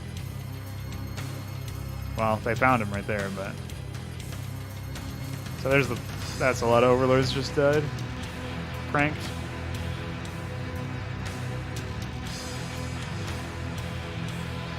So yeah, unfortunately, despite my best efforts to make the AI spam out a lot of units per structure for their attacks, they still don't really seem to be doing anything. Their request counts are pretty high, and they're not even in the middle of an attack. So I'm wondering if maybe that has something to do with it, and the fact that they have, like, when they do hit an attack timing, that's the reason. But I'm also not actually seeing an organized attack from the Terrans. Like, I'm not seeing it pretty much ever. And I'm not really sure why.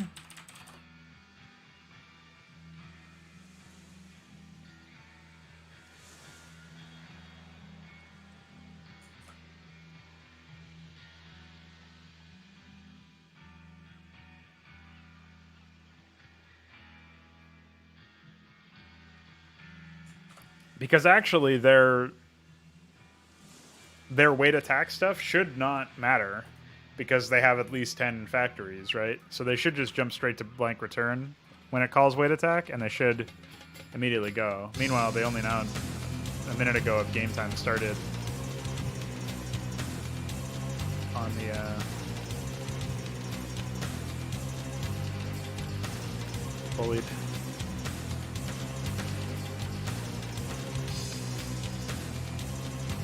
Yeah, they only recently started on an attack, and I'm not really sure why it took them so long.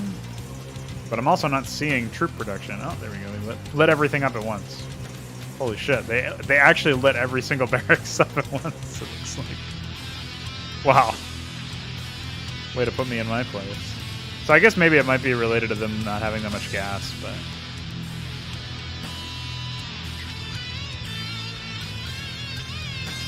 They should be getting so many Marines, as well as some vultures and stuff, that it really... They should still be able to mount a pretty impressive assault. And they do have pretty high upgrades at this point, too. So. Oh, yeah. Look at that tier 5 infantry weapon goodness.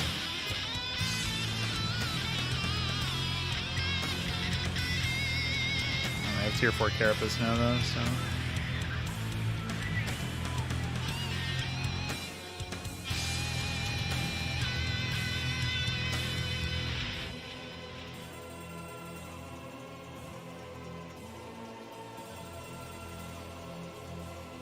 Yeah, they probably... Because those mods most likely replace the melee AI with their own scripts. Not a bad nuclear strike, actually. Holy moly. Unfortunately, most of their army seems to have just spun around like lunatics, so...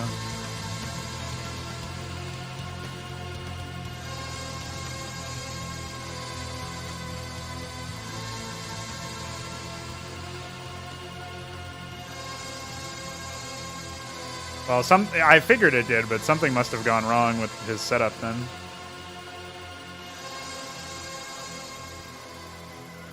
I don't know where the other nuke was. Doesn't appear to have landed.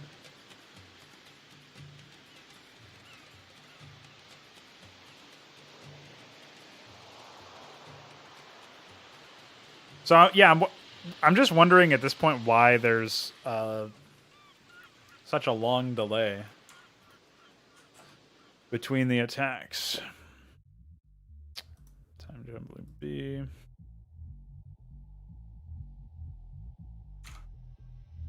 Because he should have launched another attack almost immediately. No, I don't even know where this nuke... Yeah, I think this ghost may have lost his mind.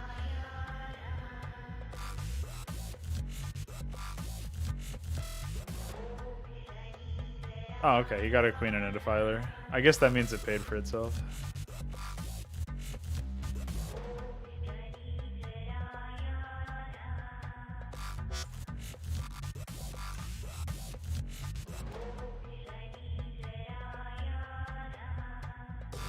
Yeah, if you're using use map settings, then you have to make sure to run the whatever the melee scripts are, and it's hard to tell. I don't know what melee scripts are what in that particular case. So.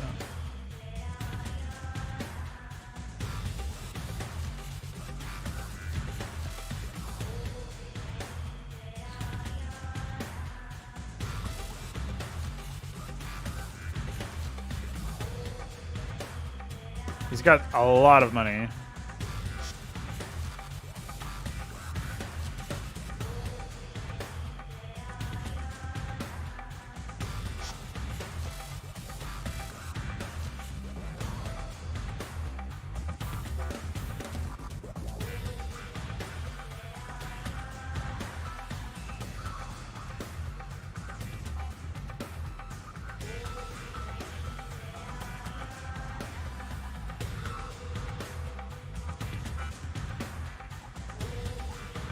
Seeing plenty of hatcheries, but again,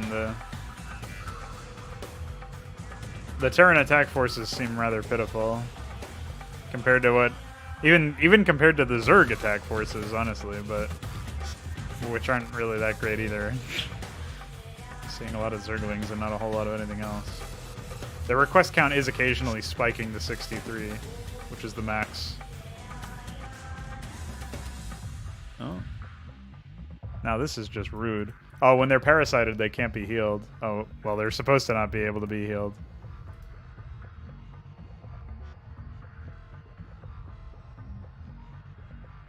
No metastasis, for shame. Hi.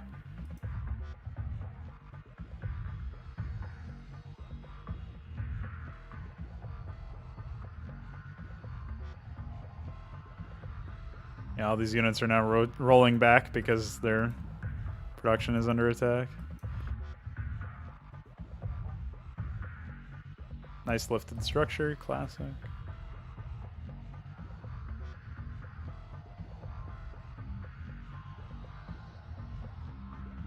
The fuck? Oh, they're expanding again.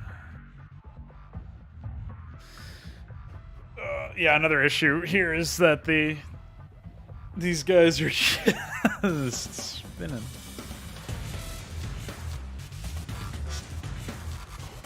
Oh yeah, I always put my barracks there. Just griefing the the Zerg, I suppose.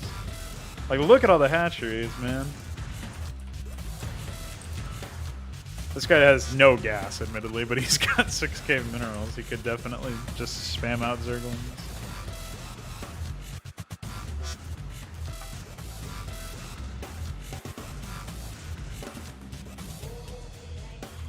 Alright, so...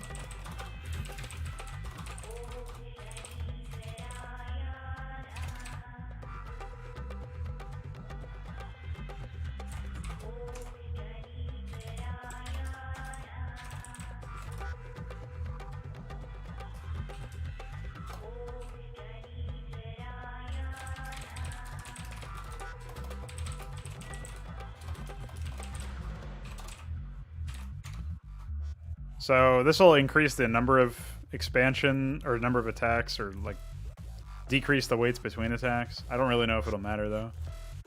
Like at this point, the most carnage we end up getting is from nukes. And occasional breedlings, I guess. I don't know. Just very strange to me when the AI fails to actually act on the number of units it could be producing. I don't really know why, because in theory they should have just 10 million different units rolling around. They have a lot of units just borrowed and like waiting around for fuck knows what. And maybe the Terrans have a lot of units stuck behind walls and stuff too. I don't know. It looks like they kind of do because they have a bunch of units that are just lying around. They're lifting structures off left, right, and center some more. Why not? So yeah. Like in theory, this looks like, oh yes, a sizable attack, of course. But no, because half the army is spinning. Well, more than half. This is like 2/3. Oh, they're trying to take this base again.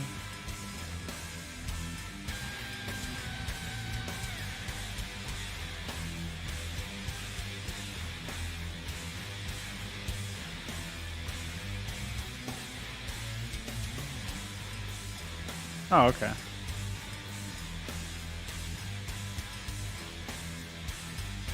Like, if this attack actually rolls onto a base, we might see some shit, you know? But half of them are chasing a fucking queen, by the way.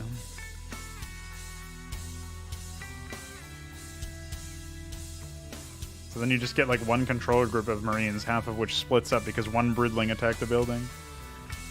Another one of those reasons why a general improvement to the AI will come at the hands of making it so that the... Dude, they want that Goliath. Making it so that the AI perceives attack units as a different military type than the defense units. And only recalling them if it's like within its personality to do so. Now, they should lose this command center at the very least, but I don't think they'll lose the whole base. There's a pretty massive army en route. Yeah. Well, the Zerglings got bottlenecked on fire bats. Ahmed wins again.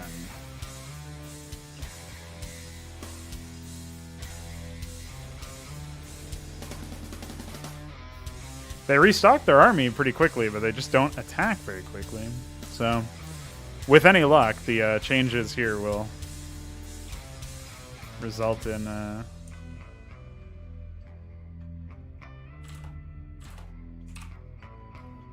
some improvements. And we haven't even bothered to test out the various improvements to the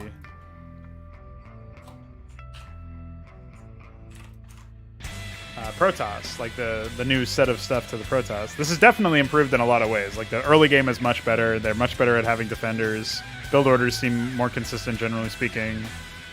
There's a lot to like about the changes. It's just that we're somehow missing that critical component that tells them to actually use their money in the late game. And fuck me if I know why, right? I definitely do not know why. So.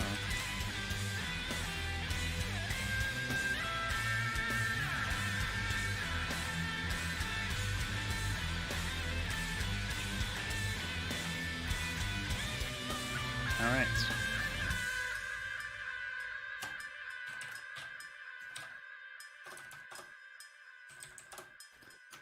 So if we pop up on the map, this time we will get rid of... actually, I want to try Protoss versus Zerg. See what happens there. We'll wait on that because, of course, I do have to set up the stuff. So we want... what would we want? Let's take a look at the build orders again. So the build orders for the Protoss are probably the worst out of all of them in terms of efficiency, because we haven't really investigated that. So if we were to do like a 3-gate goon maybe from the Ranger, or I guess a gate, well, a Templar build order might actually make more sense.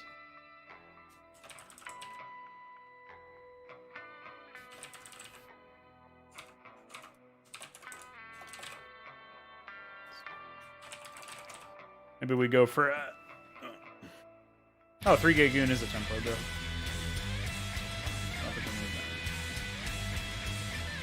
So why don't we just come right out the gate swinging with a 4-gate for the Protoss, and the Zerg And go for a... What would be a good opener?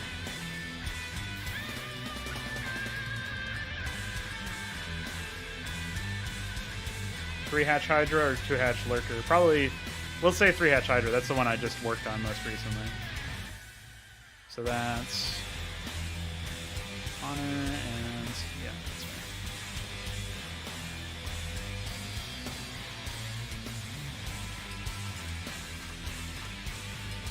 right. Okay. I really have to use the bathroom, so I'll be quick, and then we'll be testing that out. BRB.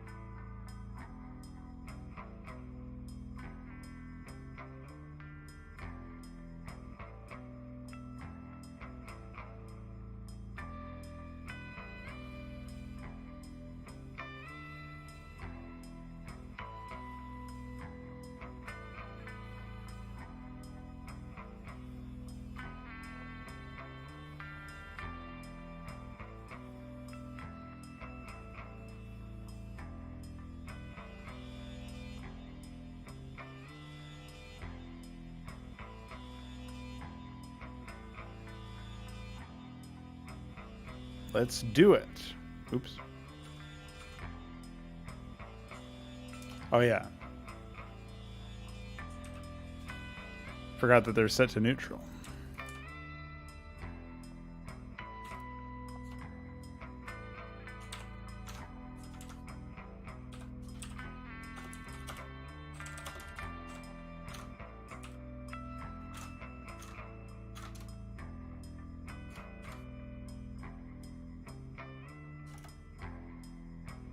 All right. 3-hatch Hydra and 4-gate. Classics. Check that out. Cops are after you, Connor.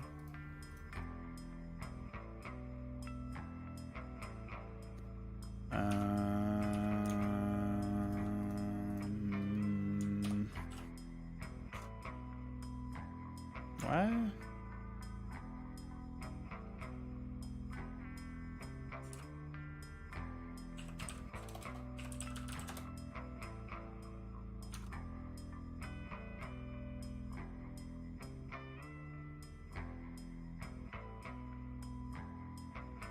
Oh, maybe that was what pertained to the build order then. So yeah, the reason why the AI were still building the early depot and pylon earlier, if you remember that was happening, is actually because of that variable bug. So Hydra fixed that like an hour ago. So that's in.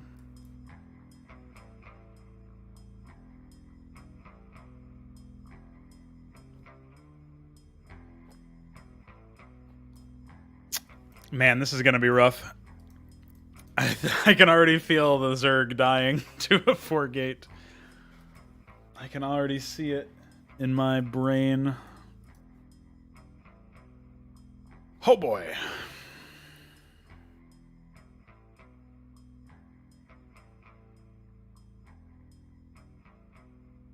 Yeah, if you could fix that not enough energy bug. Holy moly.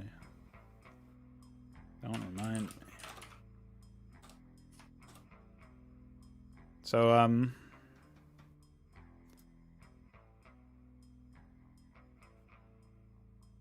I don't know why they waited so long for the spawning pool.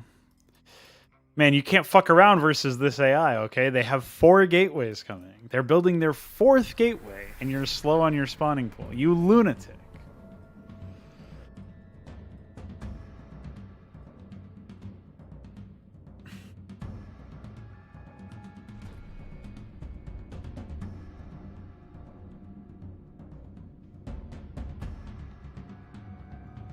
Okay, we get it. You're a police cruiser. If you could go where you're going instead of driving up and down past my street, that would be epic. Hi.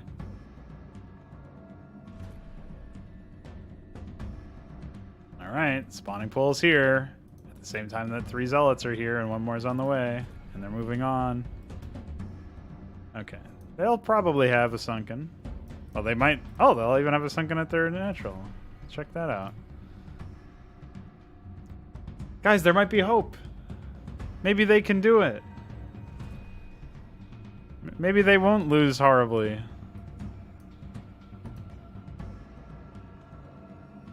And I don't know. It doesn't look too hot right now. There's the 3rd hatch.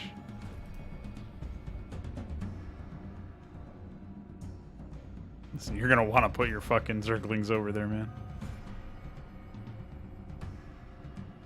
Oh, they'll have a bit of an advance warning.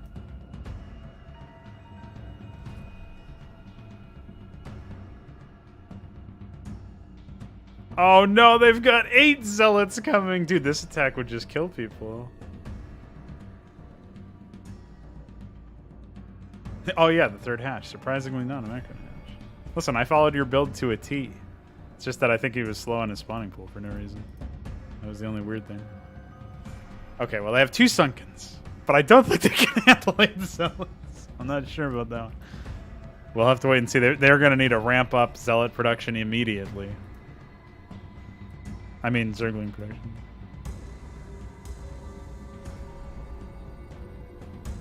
Oh my goodness.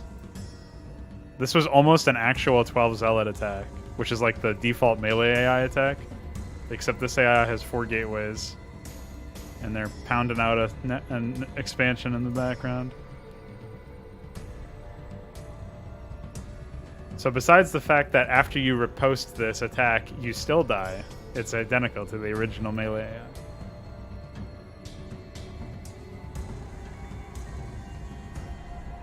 AI. Hello? There you go. Oh boy. Where's your zerglings? Okay, bye. Oh no. Brutality.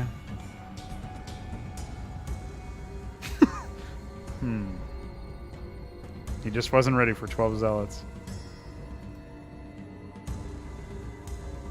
Oh, if they can intercept.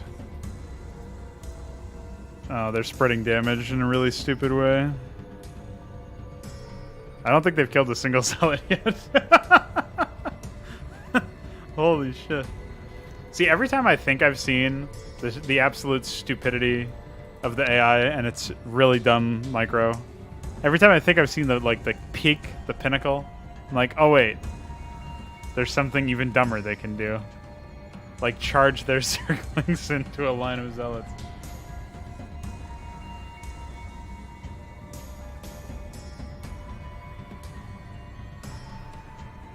What a mess. Now they do have like 3 zealots in here that are kind of weak. 4. But they're not leading with them, so now your main sunkens are gonna die too.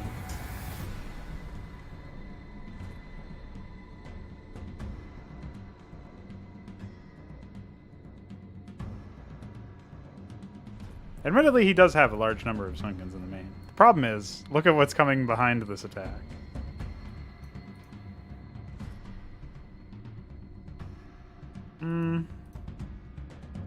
Listen, these zealots are so confident they'll even allow this to happen. They'll walk right past a creep colony that's been morphed. So to attack your other sunken. Yeah, what a GG indeed. As if it wasn't bad enough that they still didn't clean up the first attack. So the 4-gate may very well be the best fucking attack, or the best script in the whole game. What a mess. Well. How embarrassing. Alright. So, you know what that means.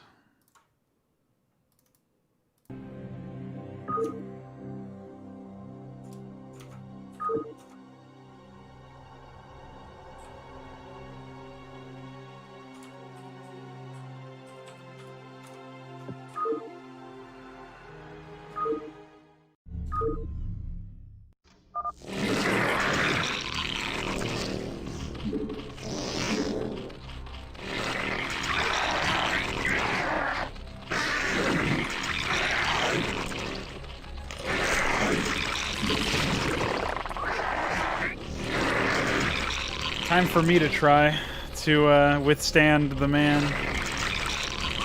Oh boy, after a performance like that.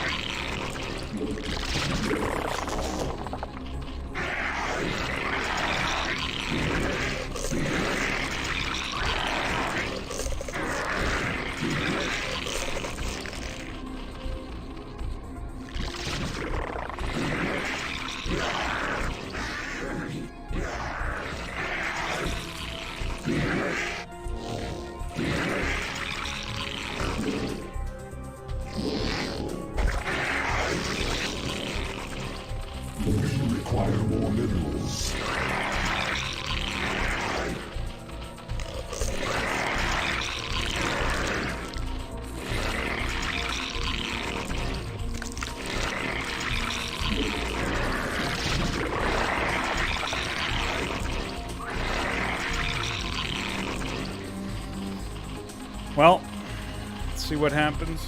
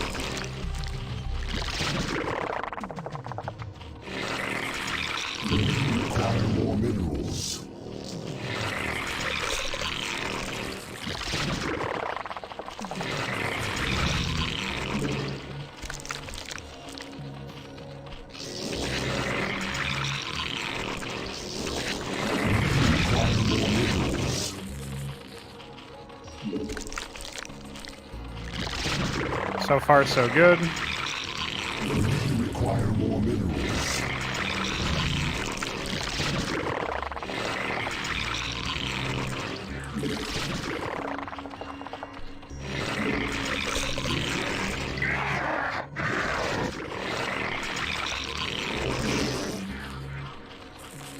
Require more minerals.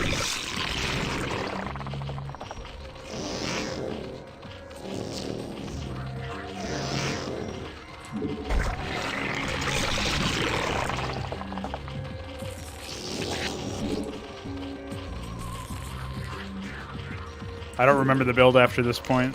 I probably already fucked up the Hydra timing anyway, but...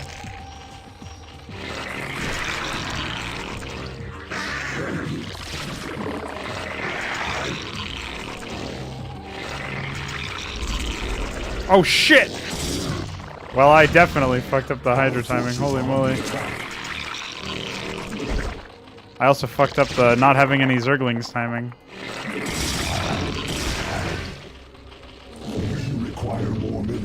That was a big timing to keep going here.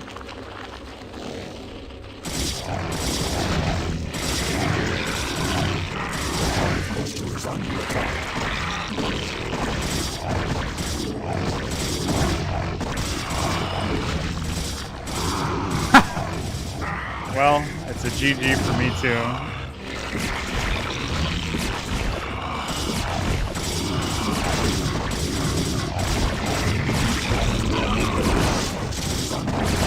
Or maybe not.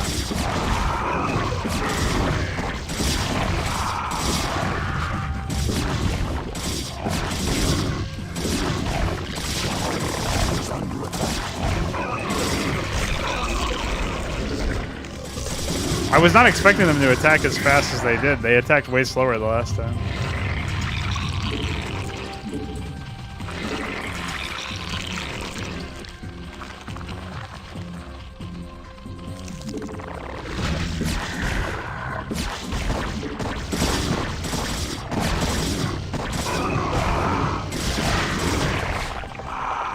Oh dear.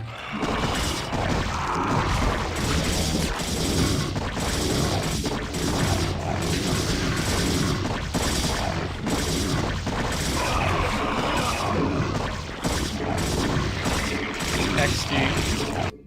Wow, I suck really badly. Those Zerglings were pretty important after all.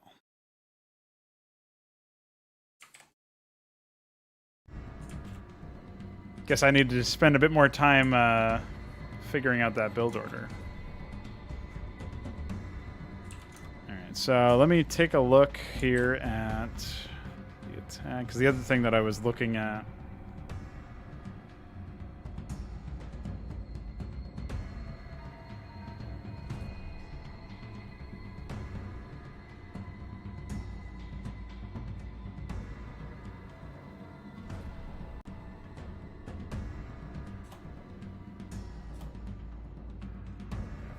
I thought as much.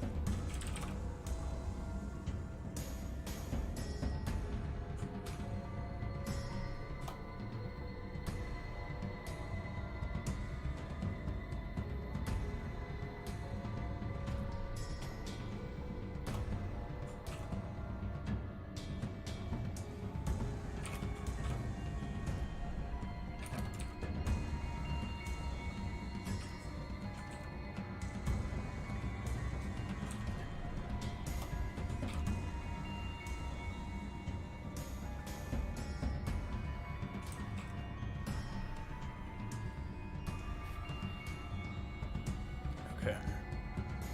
So we're just running through real quick to...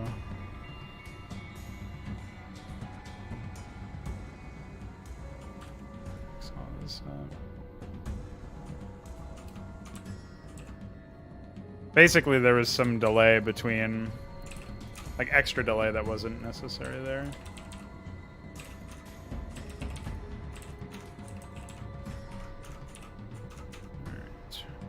That's only for the early stages of the attacks, though, so I don't really know how that will evolve as time goes on, but...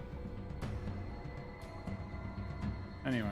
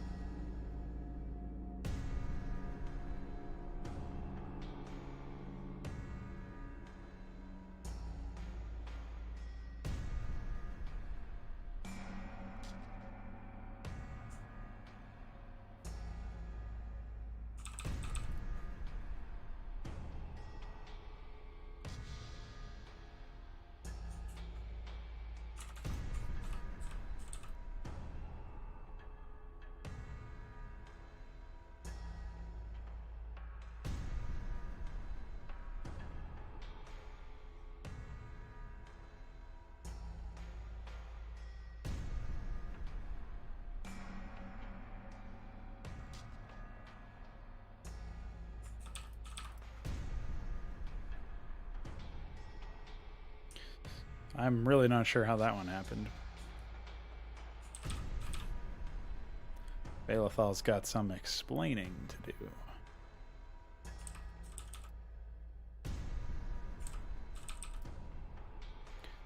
Looks like that one's on me, though. I don't think I supplied. Oh, wait, no. That shouldn't be. Oh, yeah, it is, because it's in the highest height level.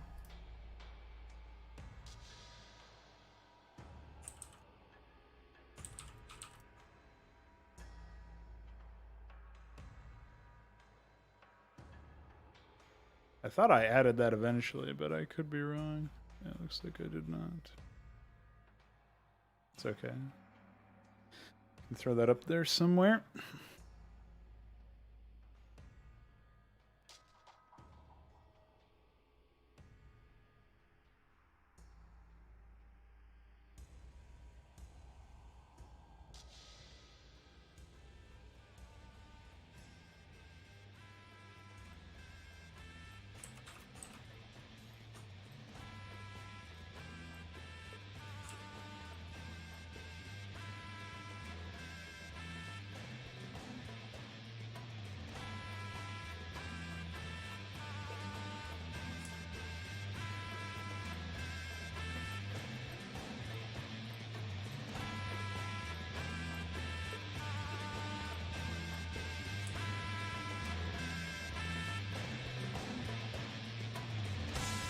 Oh yeah, his ramps are all kinds of fucked up.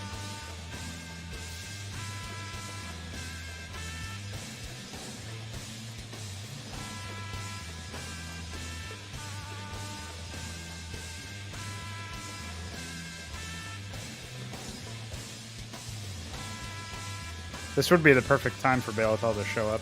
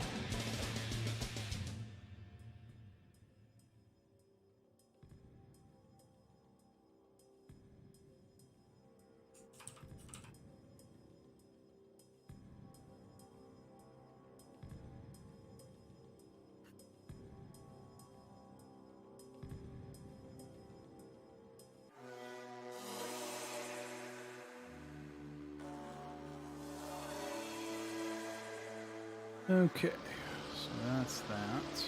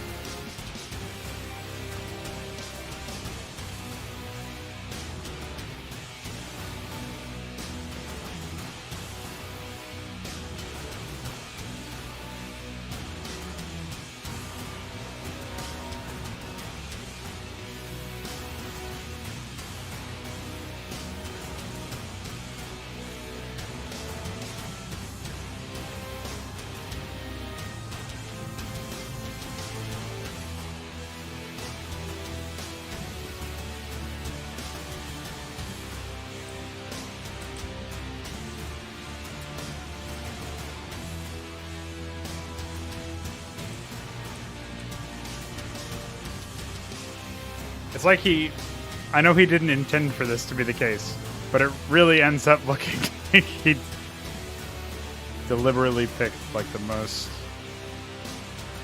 specifically the worst styles for the show.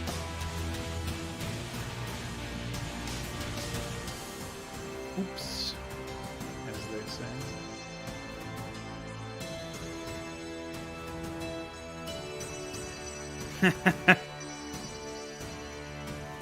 I don't know, he had a few jobs, it looks like.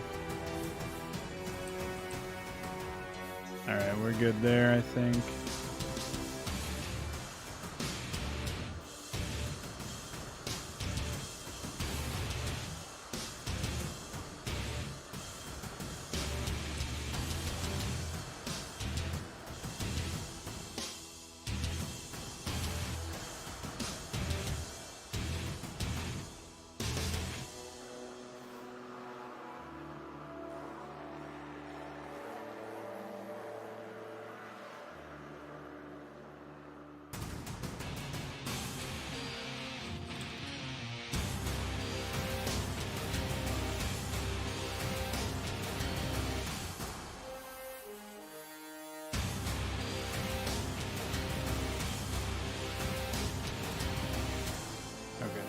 He did it right there.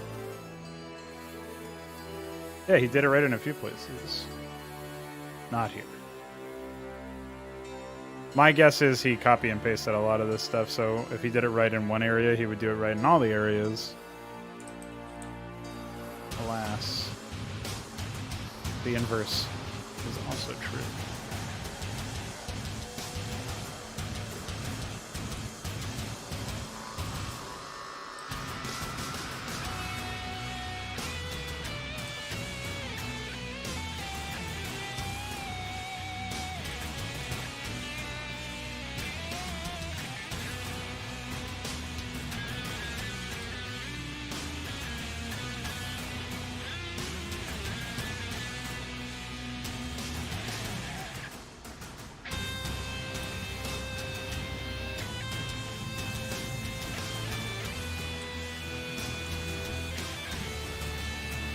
Oh boy.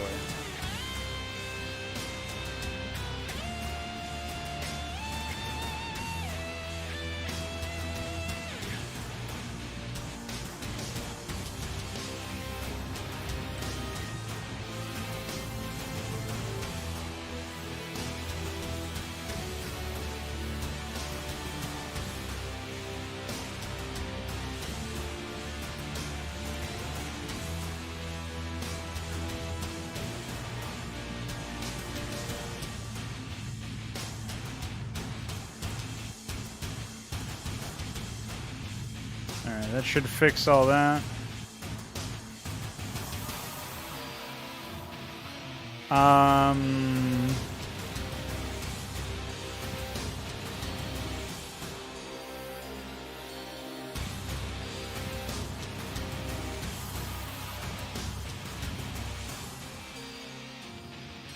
Well, you know.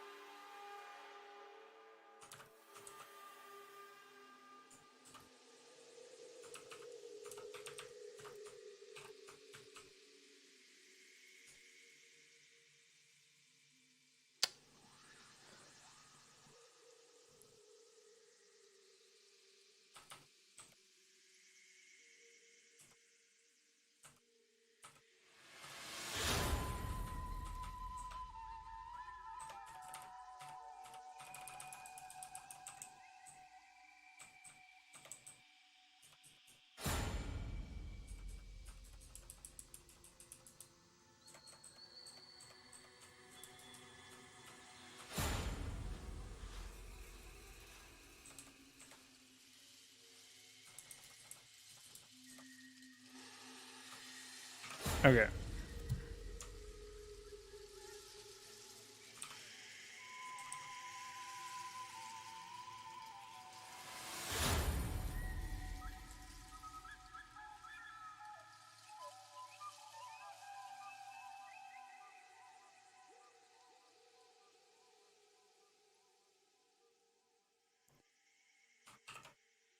Now we're almost completely done. We just have to fix the structure cliff, which requires changes to the tile set.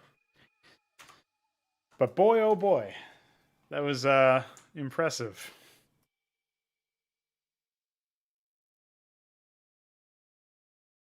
All right, so we fixed all that in theory.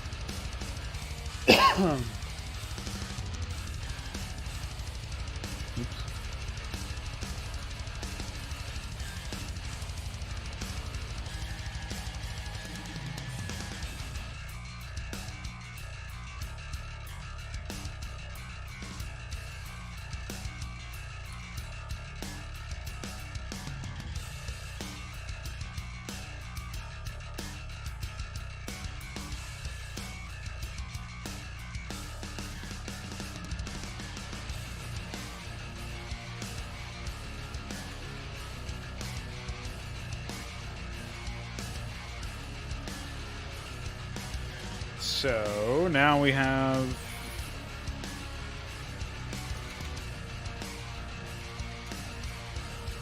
that.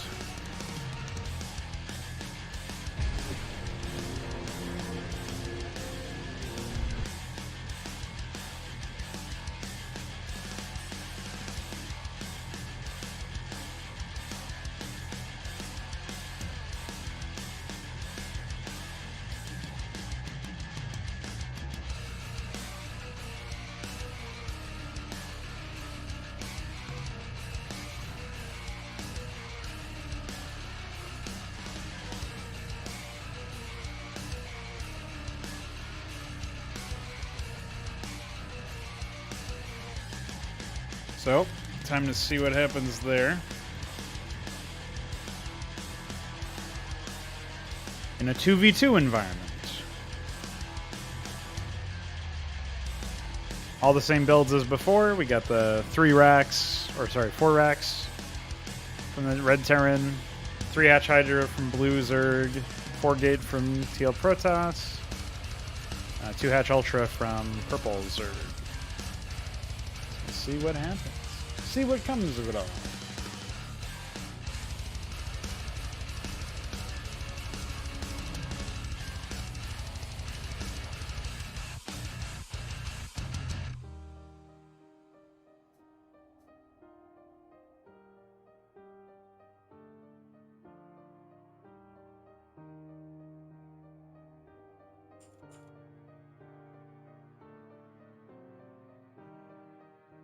Early Zerg Expos happening, of course. Natural. Surprisingly enough, we have no migration on the Overlord for blue. Doesn't seem interested in migrating towards the Red Terran.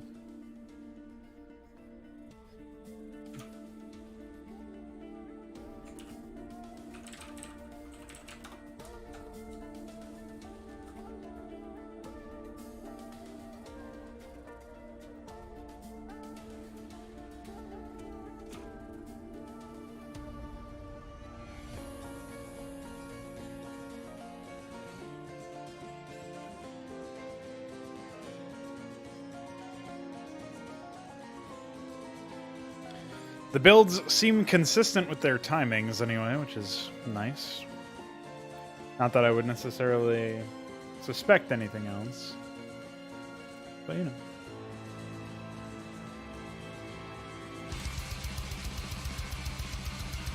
There's already a melee AI that does an early pool as a 9 pool. It's the third build order for the Swarm personality. So yes, to answer your question.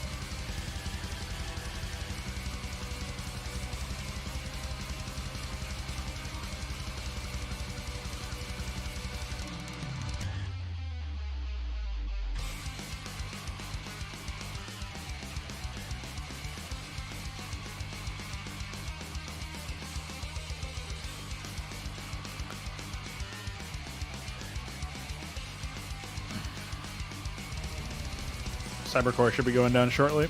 After that, a Nexus, I think.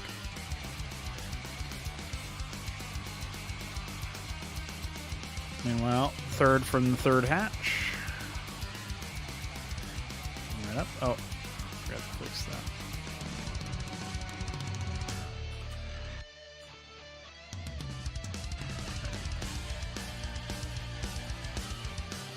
He's in one other spot as well.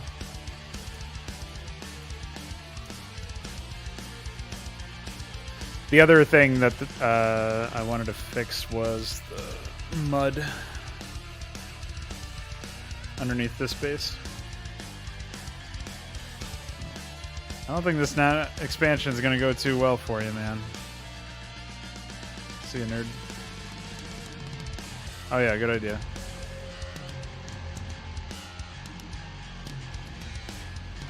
Well, I guess it had the side effect of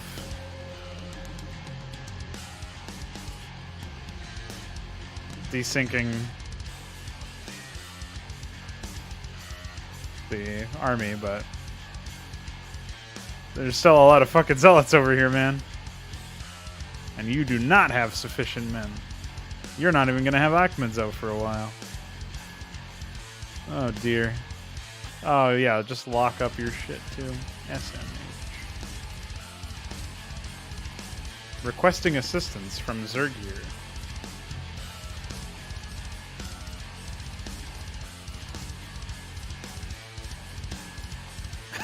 Can I get some assistance from Zergir, please?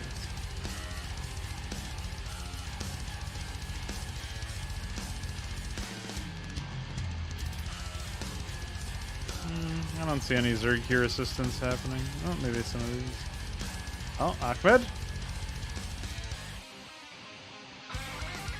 Oh, we were hoping for more success from Ahmed, but unfortunately. Zerg here to the rescue. The 4 Zerglings.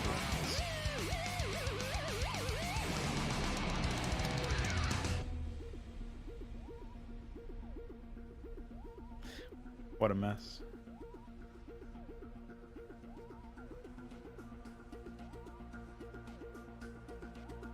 So we've seen a round of this, right?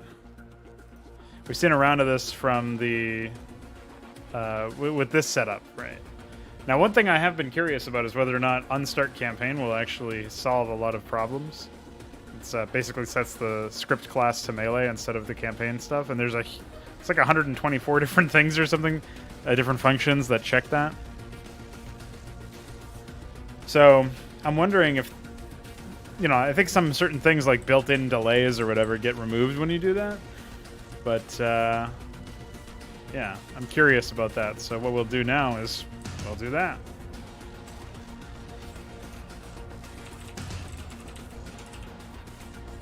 Unstart Campaign is so fucking stupid, by the way. Should just be. It should not be that. That's what it. What a dumb name for a command.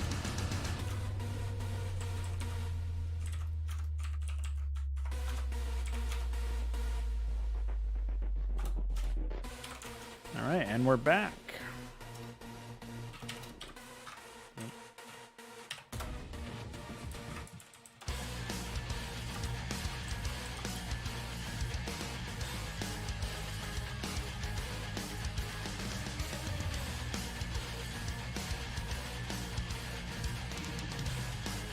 Problem is, I really don't know what this.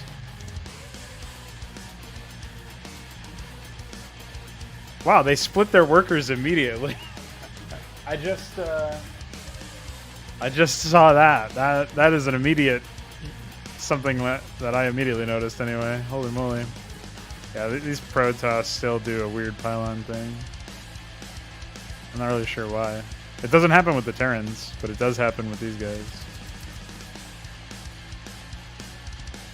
They get it at like 7 supply instead of the proper time.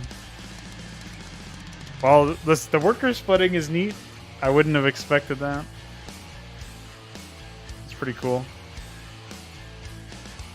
I wonder if they assign workers to mineral fields in a more intelligent way generally.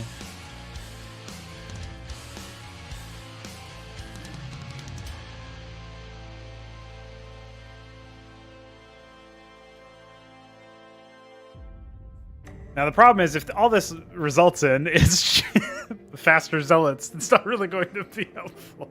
So hopefully that we see some improvements in general with like unit handling, defense. I really wish we had like documentation on what the melee versus campaign stuff did. It would probably make complete... Oh, I still didn't save this map file. Oops. But yeah, it would probably be like, oh yeah, now we should always have done it this way or whatever. Like, I'm sure it's something that would be useful in that respect. But I never had documentation on it, so I didn't really explore it. Now it's like, might as well try since it's supposed to be melee AI anyway.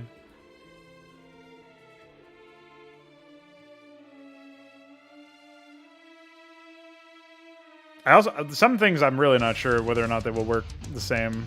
Like supply, when it goes into the automatic supply generation, when it goes into the automatic gas construction, automatically building a refinery is behavior that's associated with the campaign AI. I don't know if that is also there in melee AI. It might not actually be associated with campaign AI. I might just be misremembering, conflating that with something else, but... Oh, they transferred way more workers this time too. I wonder if maybe get old peons works better in melee. Gonna have to reduce the number of things that happens there. Yeah, we are seeing some pretty fast zealots over here, man. I think the zealots are actually coming faster than before. I don't see hardly any defenders over here. Maybe this will also improve with decision making regarding attacks. Like, who knows what this in theory could be resulting in.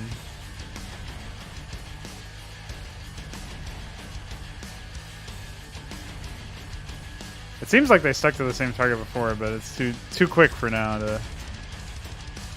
Yeah, never mind. That's not really that different. Yeah, those zealots coming right in, right out the gate. Bum rushing. Didn't give a fuck. Didn't wait for their allies. Yeah, you think so? Probably. See, the problem is, even as, like, whatever changes happen to the melee AI as we're witnessing right now, like, a key issue is very clearly something to do with the fact that the... Are all 4 zealots still alive? Oh, well, they just have more, so fuck off, man. We're headed to the Zerg now that we've crippled the Terrans. Yeah, I don't think so. That sunken colony, my friend. Monfrey. See ya, nerd. Dude, they're still sending more. Yes. Please. I don't know what they're thinking. They have 7 zealots? 8 zealots? 9 zealots in their natural? Oh dear.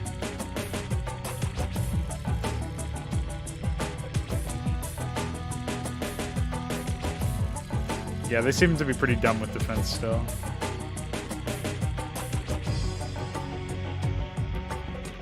I'll kill 1 zealot here. There's still another one. The natural is fucked. So much for your 3 hatch on your 3 hatch Hydra.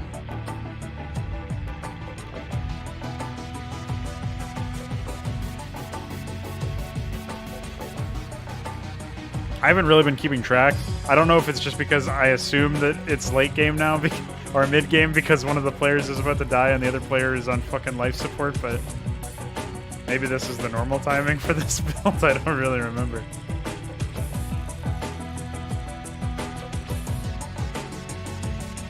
So yeah.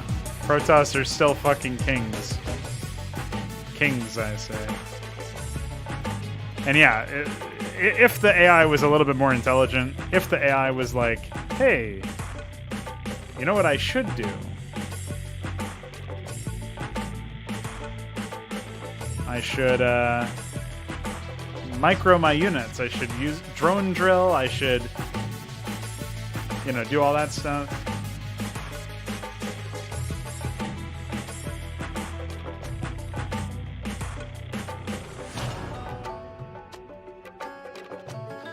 I don't know if anything can withstand this assault, man. I don't really know. I don't even know what would be good against this from the Terran's perspective. They just need a micro, right? They need kiting. Like, that's the thing, is it really doesn't matter what build they get. Zealots are just so brain dead by comparison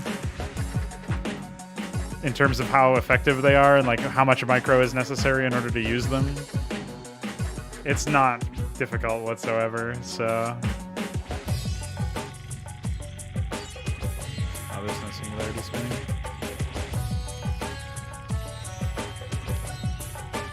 Disappointed. They should definitely have range at this point. They're getting a third.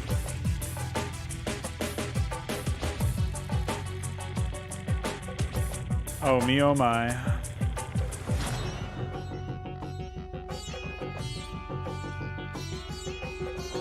No, you can't control micro behavior. I mean, you can do it with idle orders, I guess, but you wouldn't... You can't, like, do it reliably. The whole idea behind idle orders is like, hey, when this unit is idle, give it this order. That kind of thing. So another ball of units is massing up over here. They're going to be moving out shortly, I would imagine.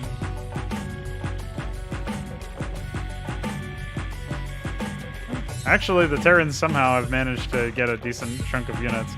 For whatever reason, the AI are helping each other even less now. And they all have help if trouble called, so I'm not sure why that would be a problem here.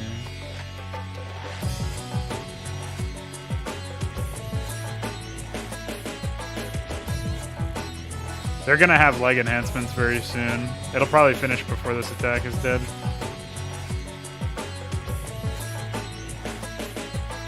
Hey, buddy. I hate to break it to you, but you're gonna want to move those units back up. You know, just in case you didn't know. Hey, there we go. They figured it out. Oh shit!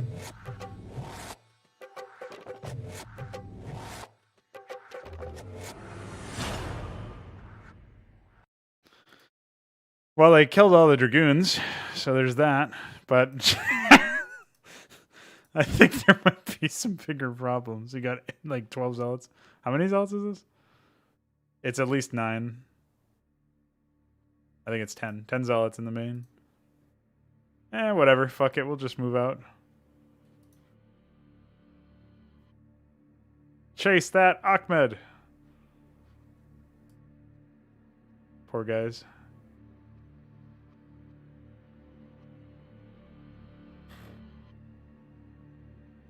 Alright, you need to be stopped. Oh, they'll actually deny that base, but... Unfortunately for them, the other... This guy's been 1v2ing this whole time. His ally just finished his Ultra Scaffer. Hi. They didn't even deny the base, really. It's just going to be a couple of units that roll up there and defend it. The AI does seem to be worse at defending somehow. Not sure how that's feasible. Like,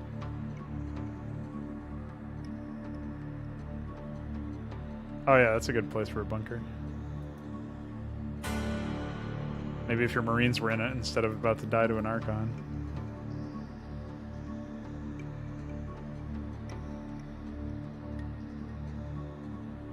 They still don't have range? What is wrong with these people?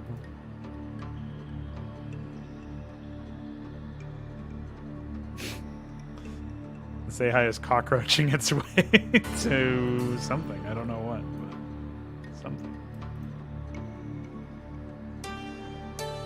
Hi. Zerg here. They do seem to be more organized with their attacks, which I'm happy about. Yeah.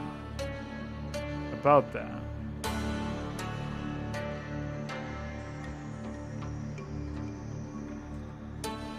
So it seems like, you know, they say in 2v2s, if you don't have a Zerg on your team, you lose. Well, in Hydra, if you don't have a Protoss on your... Well, if you do have a Protoss on your team, you win. And if you have more than one Protoss on your team, you win. If you have the most Protoss on your team, you win.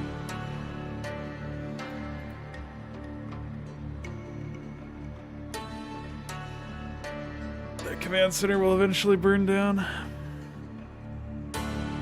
Oh, ooh. One more. There we go. It's over. Oh, they're massing up instead of just attacking.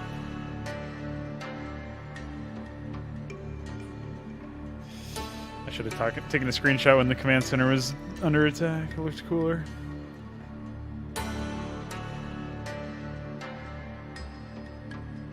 To the bitter end.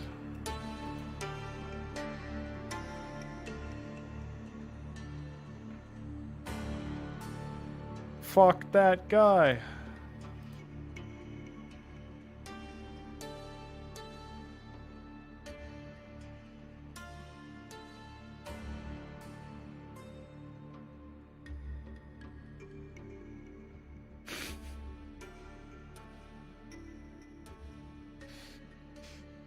Oh, man.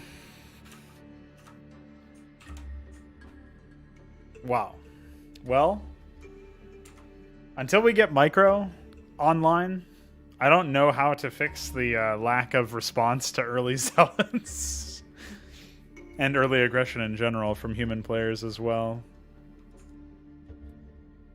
Which is unfortunate, but not really unforeseen. I kind of knew that that was the case. So, with that all said...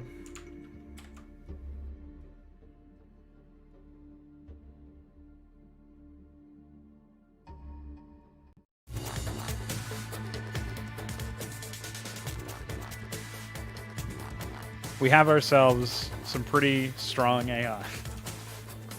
Obviously, that was only an early game test, right?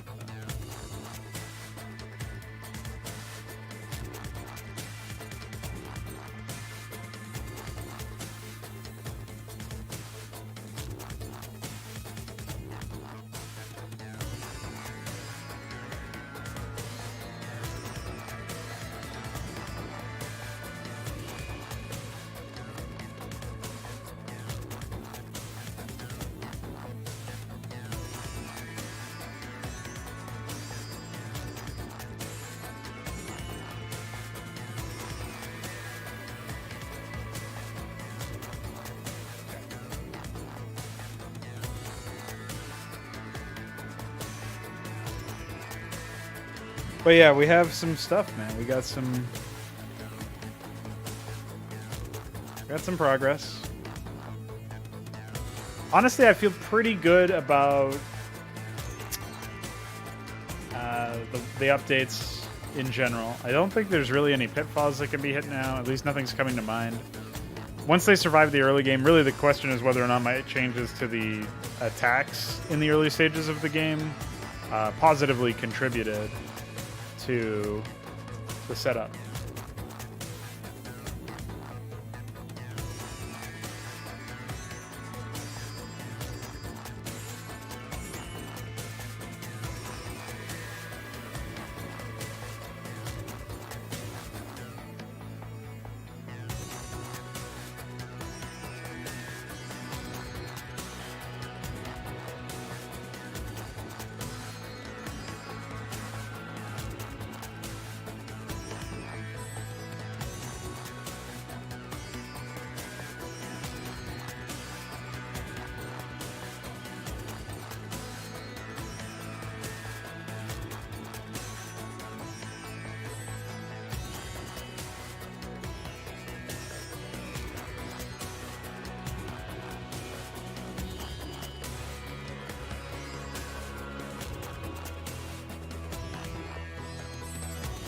Yeah, I guess it would depend on the matchup, probably.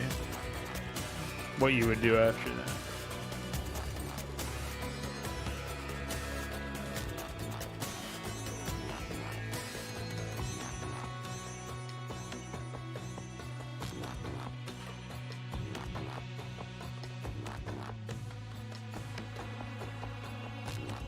So now what do I have to do?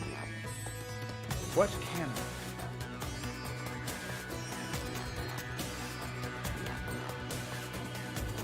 Well, what I can do is try the map.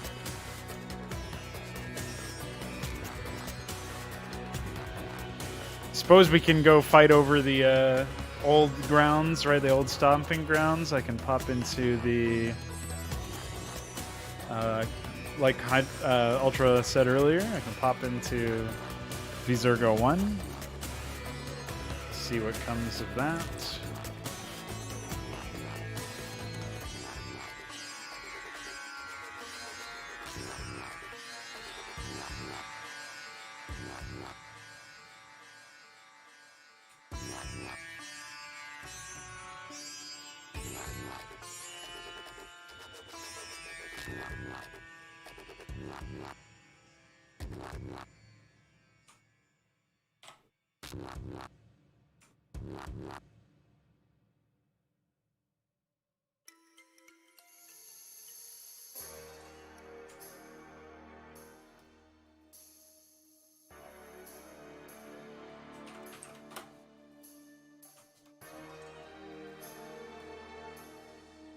Okay.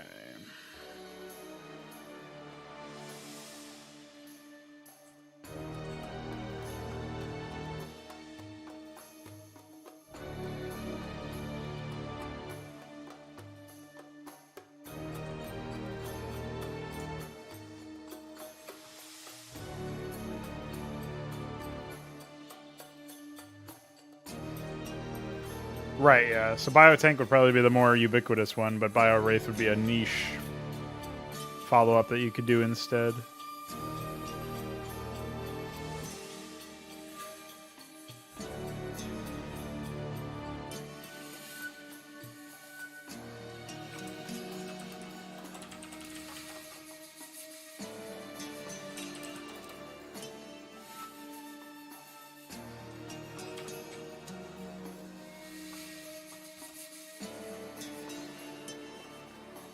So I guess 3-Hatch Flood would be good for the melee guy, right? So let's say 2 Ash Battle Cruiser. Stasis Chamber is 1.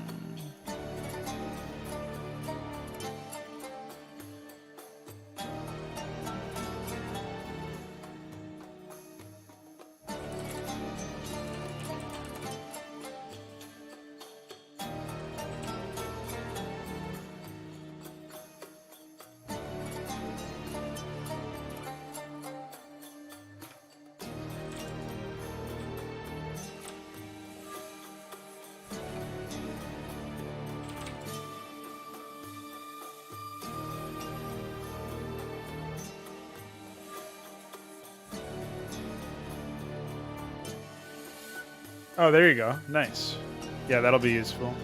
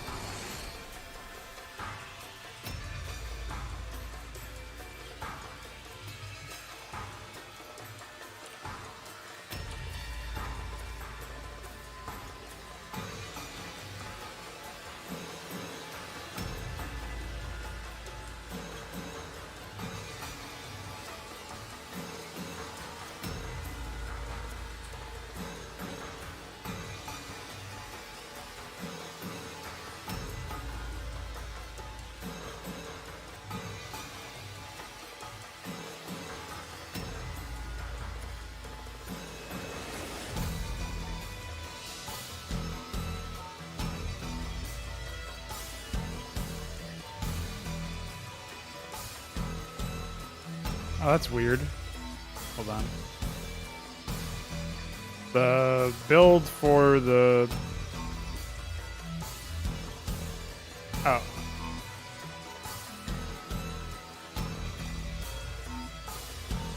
Oh, right. It's Connor Tech Switch is a general build. That's fine.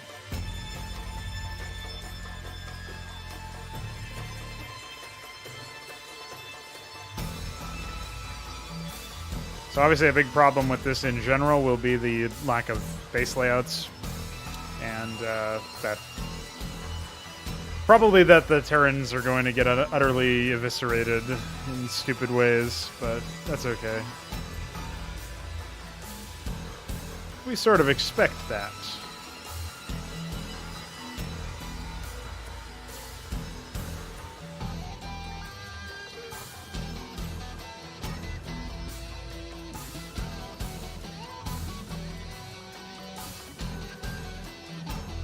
Would be really, it'll be real funny when we end up releasing the actual campaign and people are like, having trouble beating the first mission. Any tips? Oh, that reminds me, I was supposed to check, oops. I windowsed myself, yeah. That's gonna bug out. I was supposed to check to see what units were enabled or whatever. Your lurkers are disabled. We'll just re-enable everything for the time being.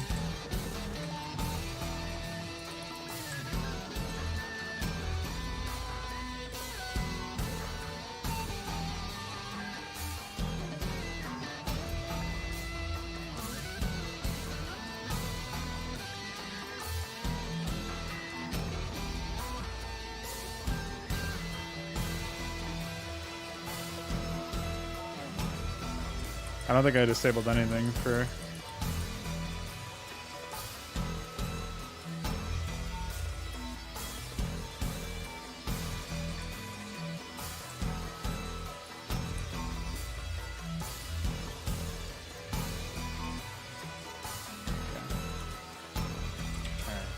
Well, the ranged build for the Zerg is 2-hatch lurker, so if lurkers are fucking disabled, it's not going to help me very much. I'll have to quickly take a look at the tech as well.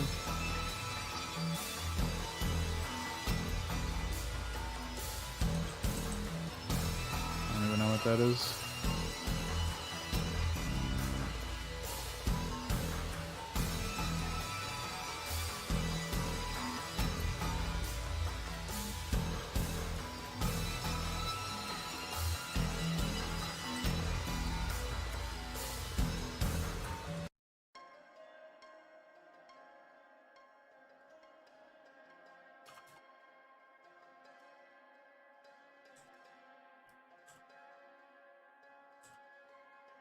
Forgot that I did this. This is going to be an annoying part of the whole game, is that I can't just tell the...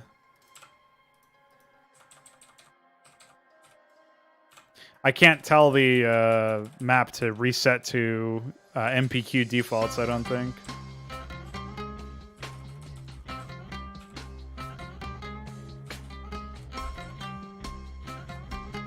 also don't know why there are 2 Kadarin core labels. To look into that.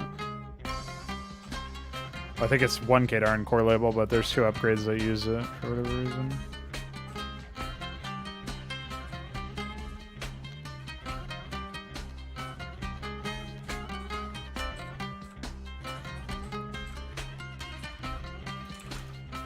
Alright.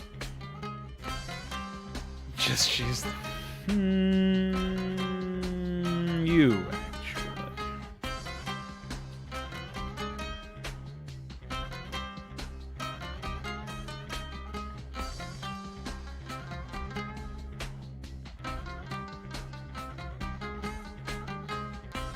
So how are you? My name is Lowell. Saw you post earlier. Hope you're doing well and all that. Hope you're strapped in and ready for some action.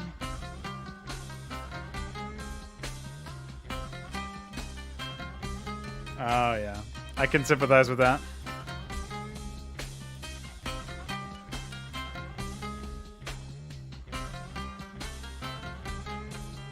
Well, that time it was an 8 pylon, so that's actually closer to reality. I wonder if maybe the 4 gate specifically is responsible for... No. They're also supposed to 8 pylon, but they do a 7. Strange.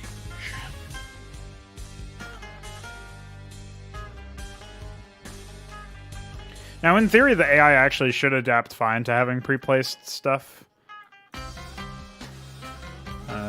Its build through or build order will be a little disjointed, but you know, it is what it is.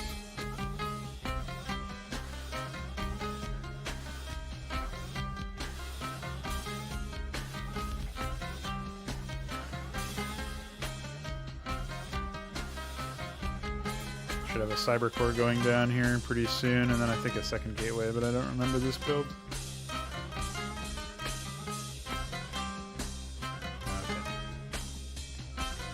I think this is a 2-gate goon or something like that.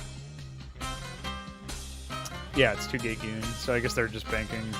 Their assimilator is probably a little early. I think they should wait on that.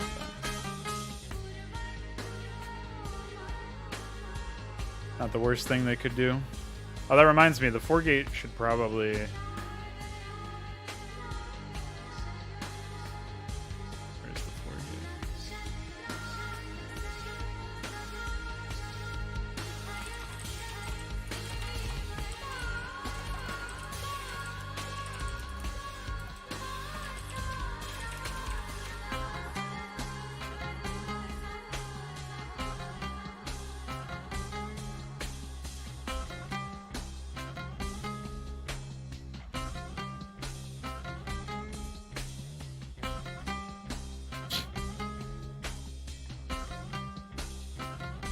How silly.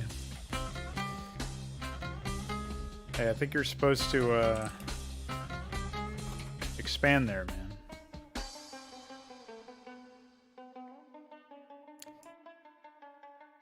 What build is this? The 3-hatch flood? I'm pretty sure we've verified that this does in fact work.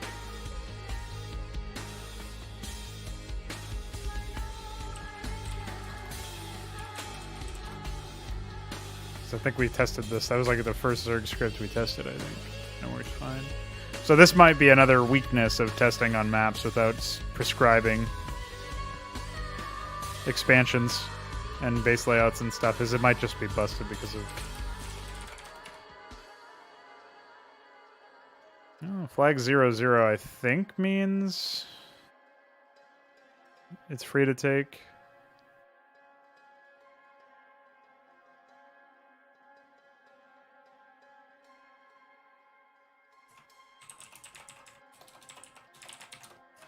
I don't know.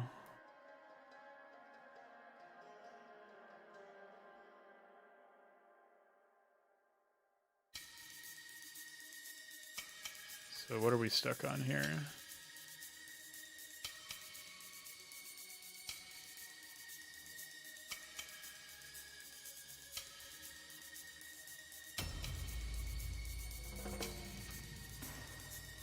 Oh, they are expanding after the layer. That's pretty dumb. I'm pretty sure that's supposed to be their second expansion. Or something. I don't know. There's no way they're supposed to one base layer into an expansion. What lunacy. They do have a lot of Zerglings, though. So they should be able to hold this attack off, surprisingly. Well. Yeah, okay. Maybe. There's a lot of Dragoons coming out of this AI. That's pretty impressive. Proud of it. Not that the fucking Zerg, I mean, not that the Protoss of all things should be responsible or are weak in any capacity. But the fact that they built so many, when I was not expecting it necessarily, so that's cool. It's okay, we got a flood of Zerglings coming in from the ally, which is probably an attack, and it's just coincidental. But we'll take it. It's good stuff.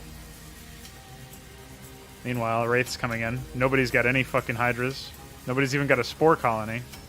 The Wraiths are here to stay, boys. We got 2 Wraiths. A couple Marines coming in as well. More Wraiths on the way. Wraith, Wraith, Wraith. Gotta love me some Wraiths. These AIs have been allowed to build their tanks, so they got +1 and siege mode. Their attack will be coming in shortly. Expansion as well. Well, they're gonna lose all of their fucking Marines to a sunken, but the +1 ship plating, ship weapon should be it's just now finished. Nice. Hi.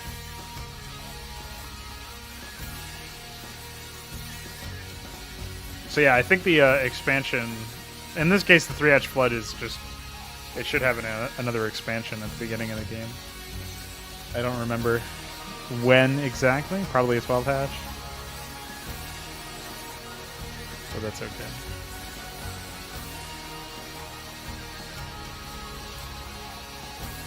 Hi.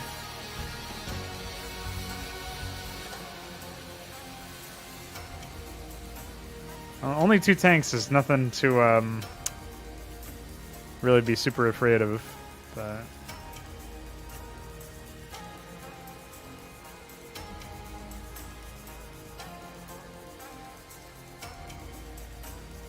think the bigger issue here is more that they're spinning units up to the natural up there for some reason. Still nothing to fight back against these fucking Wraiths, man. Gotta love it.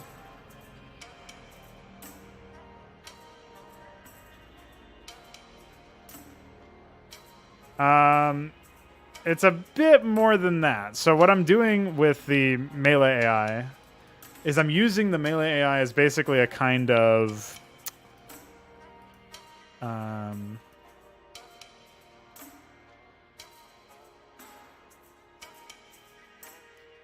it's basically like a basis, a baseline, a framework. It's AI that I am familiar with, that I recognize functions well. And that's why I'm spending so many, it's like 2 or 3 weeks in a row now, just working on melee maps and environments to test the AI in and updates to the AI. It's because I look at this and I say, okay, here's what we need. What we need is AI that will function very well. And in this particular case, you're dealing with AI that's, got some kinks to work out, particularly the fact that they just refused to build Hydras for a long time, despite being a 2-hatch lurker build. But they got their lurkers, so there's that. And they do have some Hydras now, and so that's epic. They're getting Hydra speed. Maybe they'll come back. Who knows? I don't know why there's an SCV over here. What the fuck? But yeah. So basically, I know that, hey, AI, the Terran AI with this build order is really good at dealing with Zerg, or really good at catching Protoss off guard, or whatever. And also, that particular build order and personality sort of matches the personality I have in mind for a certain AI. So Liragor is the AI that is responsible for the Hydra spam, and so he would probably not be 2-hatch lurker. I was hoping that the 2-hatch lurker would work out, but I think he probably just needs 3-hatch Hydra and just spam out. And so he'll probably have a modified version of the 3-hatch Hydra spam, where he does all that, and obviously has specified base layouts for certain things. Whereas I already forget, Tulgroth is the melee Cerebrit, and so Tulgroth will be probably 3-hatch flood like it is, just corrected so that it actually expands at the right time, and might go for like if he gets all 3 bases up and running in the early game, he might have an additional adaptation where he guns for a quick hive into Defiler or something like that. So I'm not really using just the melee AI. The melee AI is not what you'll be fighting against in every single capacity when you play a game of one of the Hydra levels. It's more that, I don't know what the fuck is happening over here. That is psychosis. But it's more that the AI is based around the core tenets of what makes the melee AI good. That's what I'm getting at. So.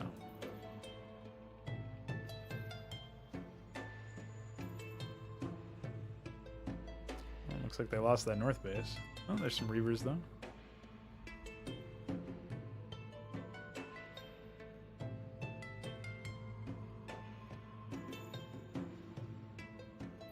Man mode Goliath. Try to take on multiple Dragoons.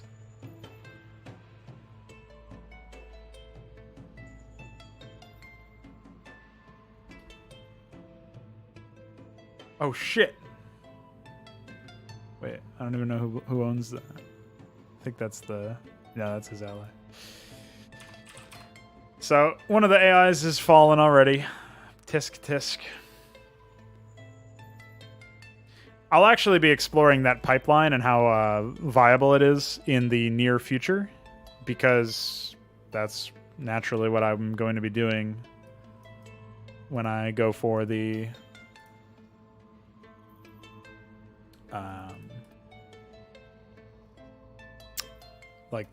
I'm going to be doing some Hydra maps and working on some Hydra maps and stuff like that in the near future, so it only makes sense for me to do it that way.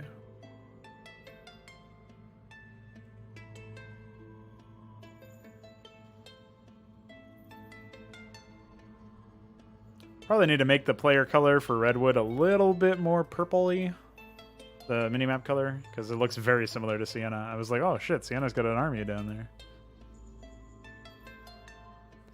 Like the modified version of Sienna that's more specific to the playstyle of that player will not have starports as early, or they're going to mostly use starports for dropships. They're not going to use them to build a lot of wraiths. And even the dropships are going to be pretty few and far in between. So you're going to see like more factories, like 6 factories in the main, I think, at least, or something like that. Probably like 4 more up here, which is like an extension of the main. Now, is it anybody's surprise that it seems the Protoss are the ones that are winning at this point? Doesn't seem that shocking. That being said, the Wraiths are a pretty big threat, actually. I don't know about that one. Uh-huh. We have a Corsair now. Idiot.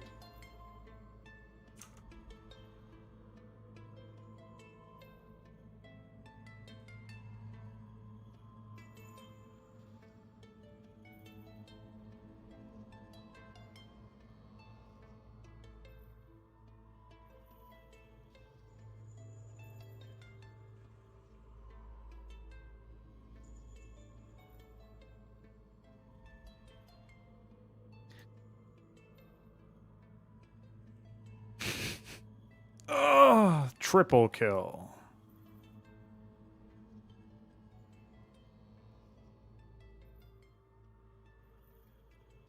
It's not really surprising to me, but what was more surprising is, like, I knew that the way that they won, I was also expecting that they would win, but I did not know what kind of, like, the path that they would take to win.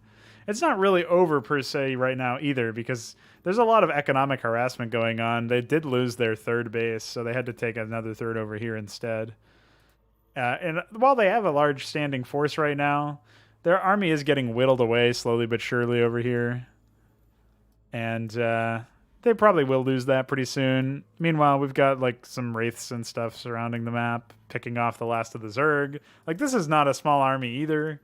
So while it will probably get cleaned up by Reavers and Dragoons, it might take a while. I mean, they also have some scouts. Those are all explosive damage dealers. They need more Corsairs if they're going to deal with wraiths. Man, when we played Fraud Knight and Balathal built like 4, it was like at least 1 control group of Corsairs, but probably closer to like 3. He just had like 20, 30 Corsairs running around, and he executed all of my allies' wraiths. It was very sad, but not unforeseen. So yeah, here we go. We got some aggression coming out. Some wraiths fucking around over here. AI trying to take safer paths with their shuttles, it looks like. I don't know what the fuck they're doing, actually. I thought the shuttle had something in it, but I guess I was wrong. Now it's a mad dash back home for Red because he's got no units anywhere. Well, he does. He has all these units, but he's too busy wiping out the rest of the Zerg. This is like World War II when they couldn't get an immediate message out. Hey, retreat now. We need your assistance. So they're fighting the commies or something. I guess that wasn't World War II. They're fighting the Nazis. But Zerg aren't really Nazis as much as they are idiots.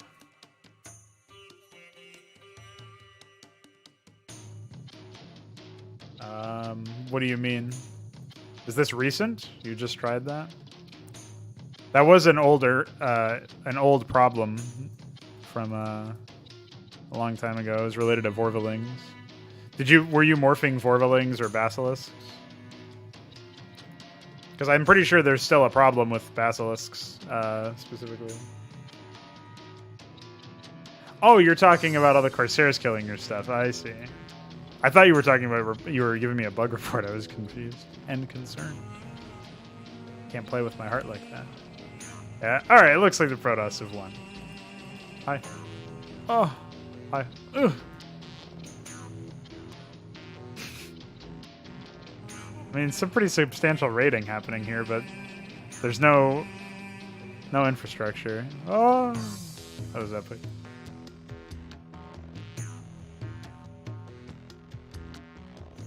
Nothing to reinforce all of the armada. He's furiously rebuilding starports. He needs more. Needs to rebuild his bases as well. Mech Terran is still alive somehow as well, but no real factory. He's got one factory, I think. That's pretty epic. Meanwhile, depower the fleet beacon.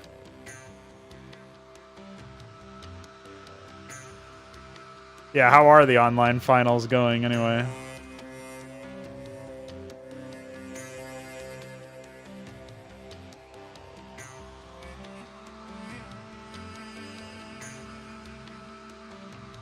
Dude, when the mech AI has more wraiths than it has mech units, there's something horribly wrong.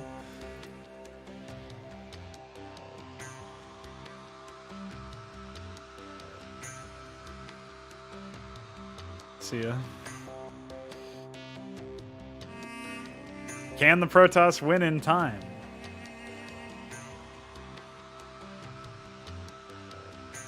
Oh, that's no good, yeah.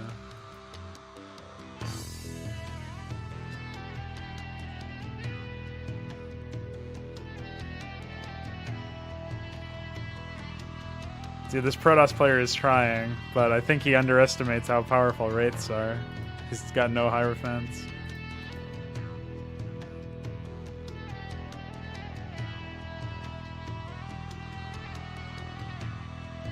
I think he lost. It's over. Oh, he's got a Nexus in the corner. He's safe.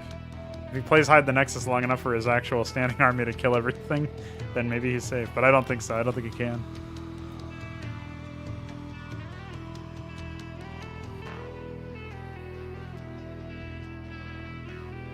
Now the army will spin some more. Classic.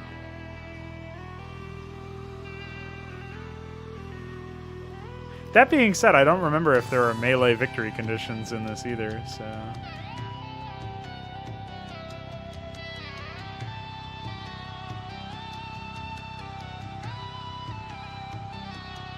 Oh dear.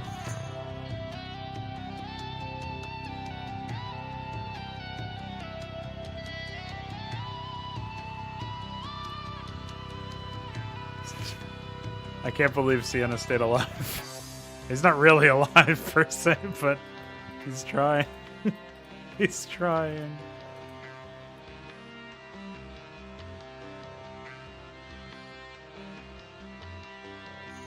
Oh, they found the secret Nexus.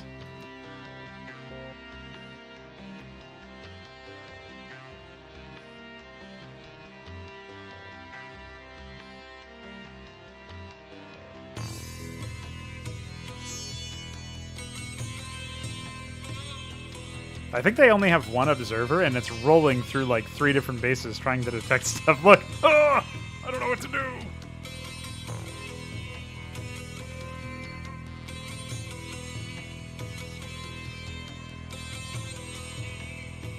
Poor guy. Can't navigate ramps either. Meanwhile, the turns are just relentlessly expanding.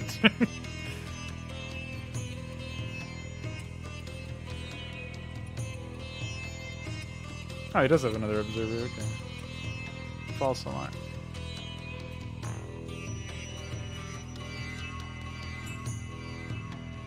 Pretty dicey here. His last building's gonna fall pretty soon.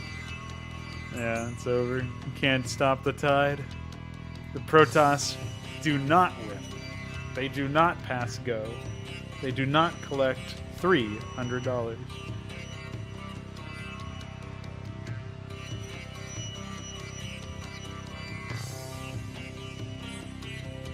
It's over.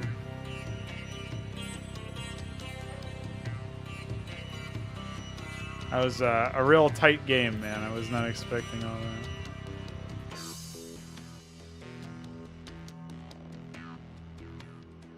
I think that my dog sneezed. I'm not really sure what that sound was. Oh dear. The reckoning. Oh.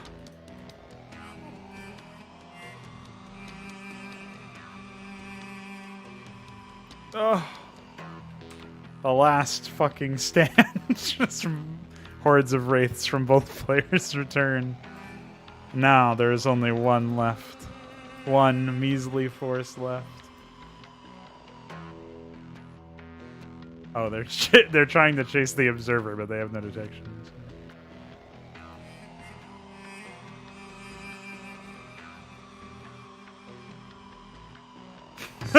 What the fuck?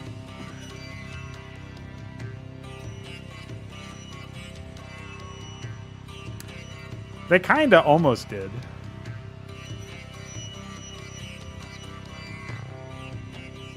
In theory, they still could too, but I really don't think so. Their observer's not in position. So. It's just too much Terran. I mean, actually, Red is almost dead. Red has... I don't even think Red has a starport anymore. They actually lost everything. Red is building one starport now, so... All these... Oh, it might still be... We might still have a game on our hands, boys! All of Red's wraiths are gone, and Red's are the one that are upgraded. Brown doesn't even... He's got plating, but he's got no, He's got nothing. We might still have a game. Against all odds. The Protoss are trying their damnedest to reign supreme here. Holy moly. The last starport of the game, I think. It's okay, Red has his coming. Oh no, Red built 2. 3. He's got 3 in the middle and 1 up here in the top left. Dude, this might happen. We might see a real game. Some navigation occurring here. Oh, they spotted a factory. Uh-oh. Okay. They've put the factory to rest.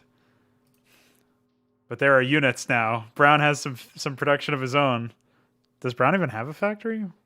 Where's he getting his Goliath from? Maybe this Goliath is just old. Because I don't think he has a factory.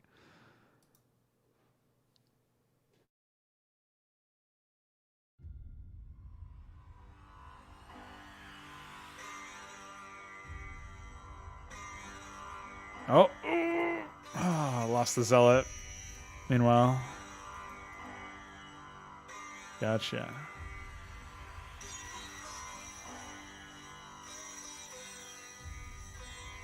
Oh man, it's so brutal that they have 2 armor upgrades on the ship as well. They've got no defensive upgrades whatsoever, so...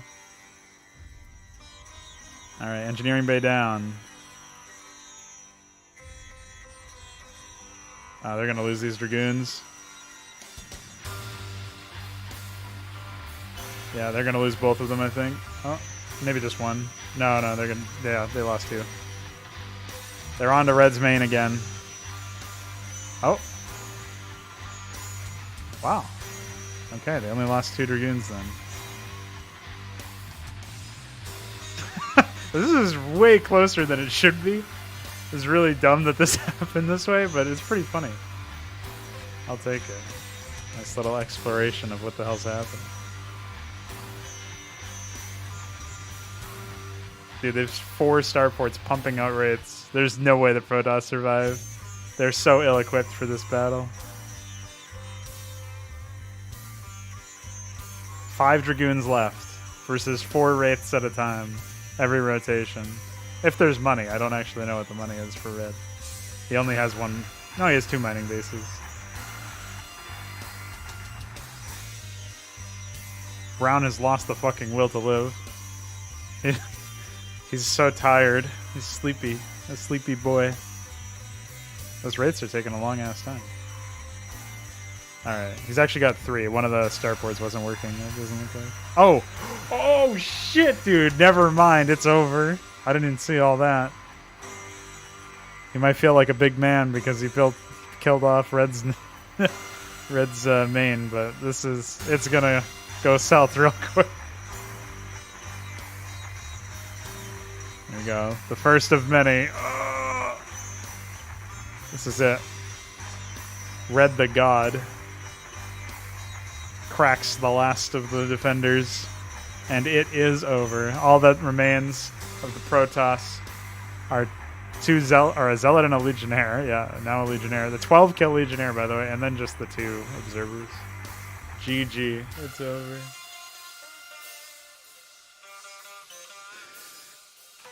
Now that's what I call epic. So we get an idea of like how the battlefield plays out, basically. Definitely need more base layouts and all that shit. Better openers for those particular personalities. But I really like the standardization of everything. Yeah, well, it wasn't exactly a fair fight. It was a 2v2v1, you remember. And really, amongst the Zerg, there was barely a single operation player the entire game. So...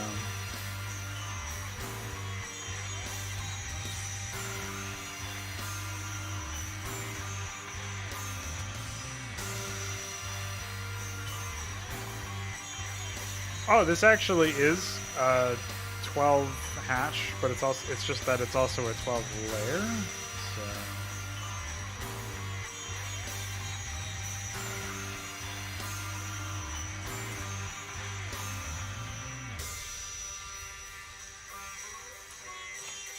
okay, we'll just reorder that stuff anyway.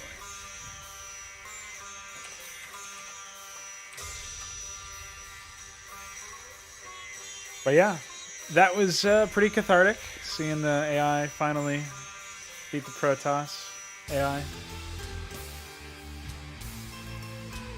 So yeah. Yeah, some progress, man. Some real fucking progress. We got some real progress. Happy about that. So up next, I'm done for tonight as far as the streams go. I'll have some more content coming in the form of uploads, but I'm also going to be working a little bit on... I'll do like another large-scale test probably, where I do probably that 2-gate goon personality. I'll mess around with that a little bit more, because I think the timing of that stuff was not very great. We'll go to the 2-gate goon real quick. Let me take a look.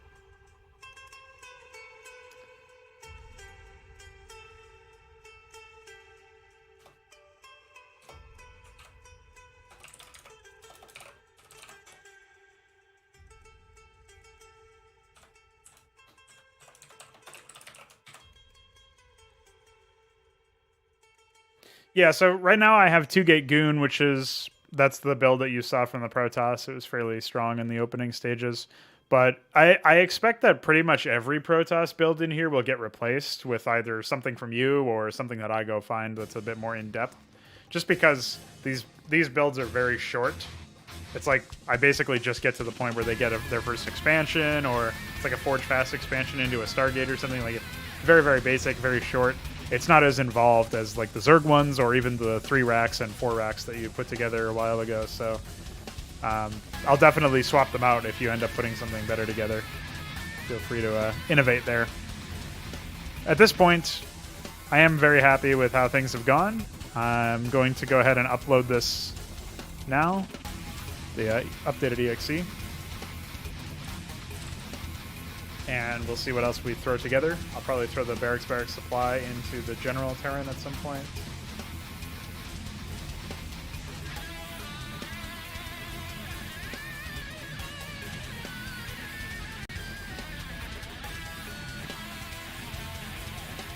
And yeah, so that's in.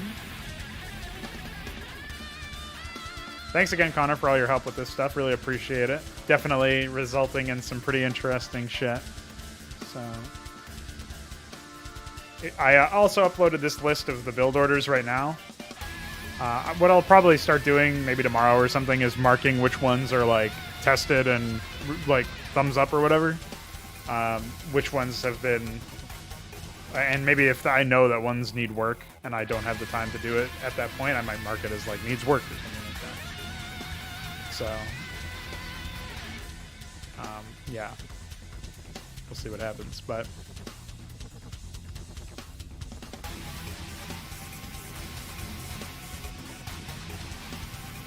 yeah, that's it for now.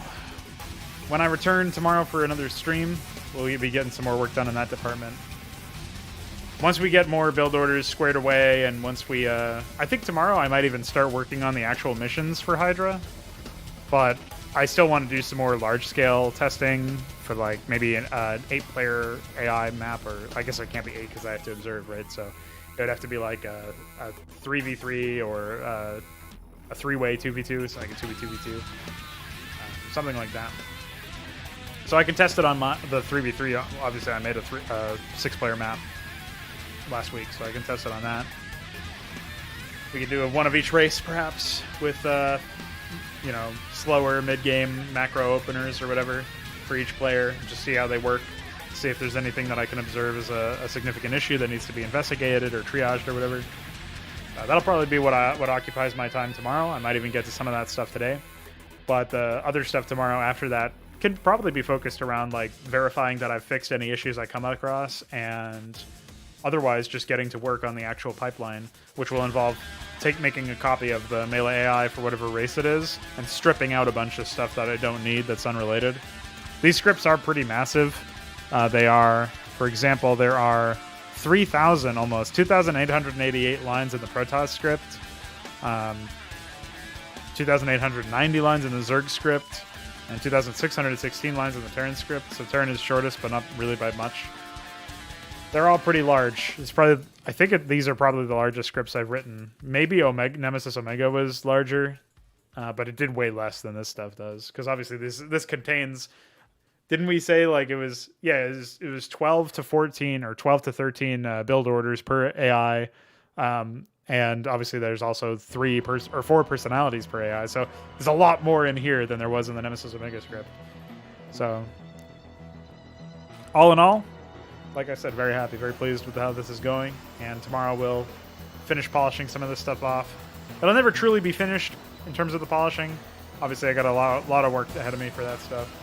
But we'll get there slowly but surely, and we should be in a spot where I'm comfortable enough getting some Melee AI done or some actual campaign mission AI done out of the Melee scripts, and we can start exploring the pipeline there. So yeah, thanks again, Connor, and everybody else who hung out today and talked some shit while I was observing AI smashing each other, and in one case getting smashed by the AI, unsurprisingly. I'll be back tomorrow. Keep your eyes out for more content later today. Bye-bye.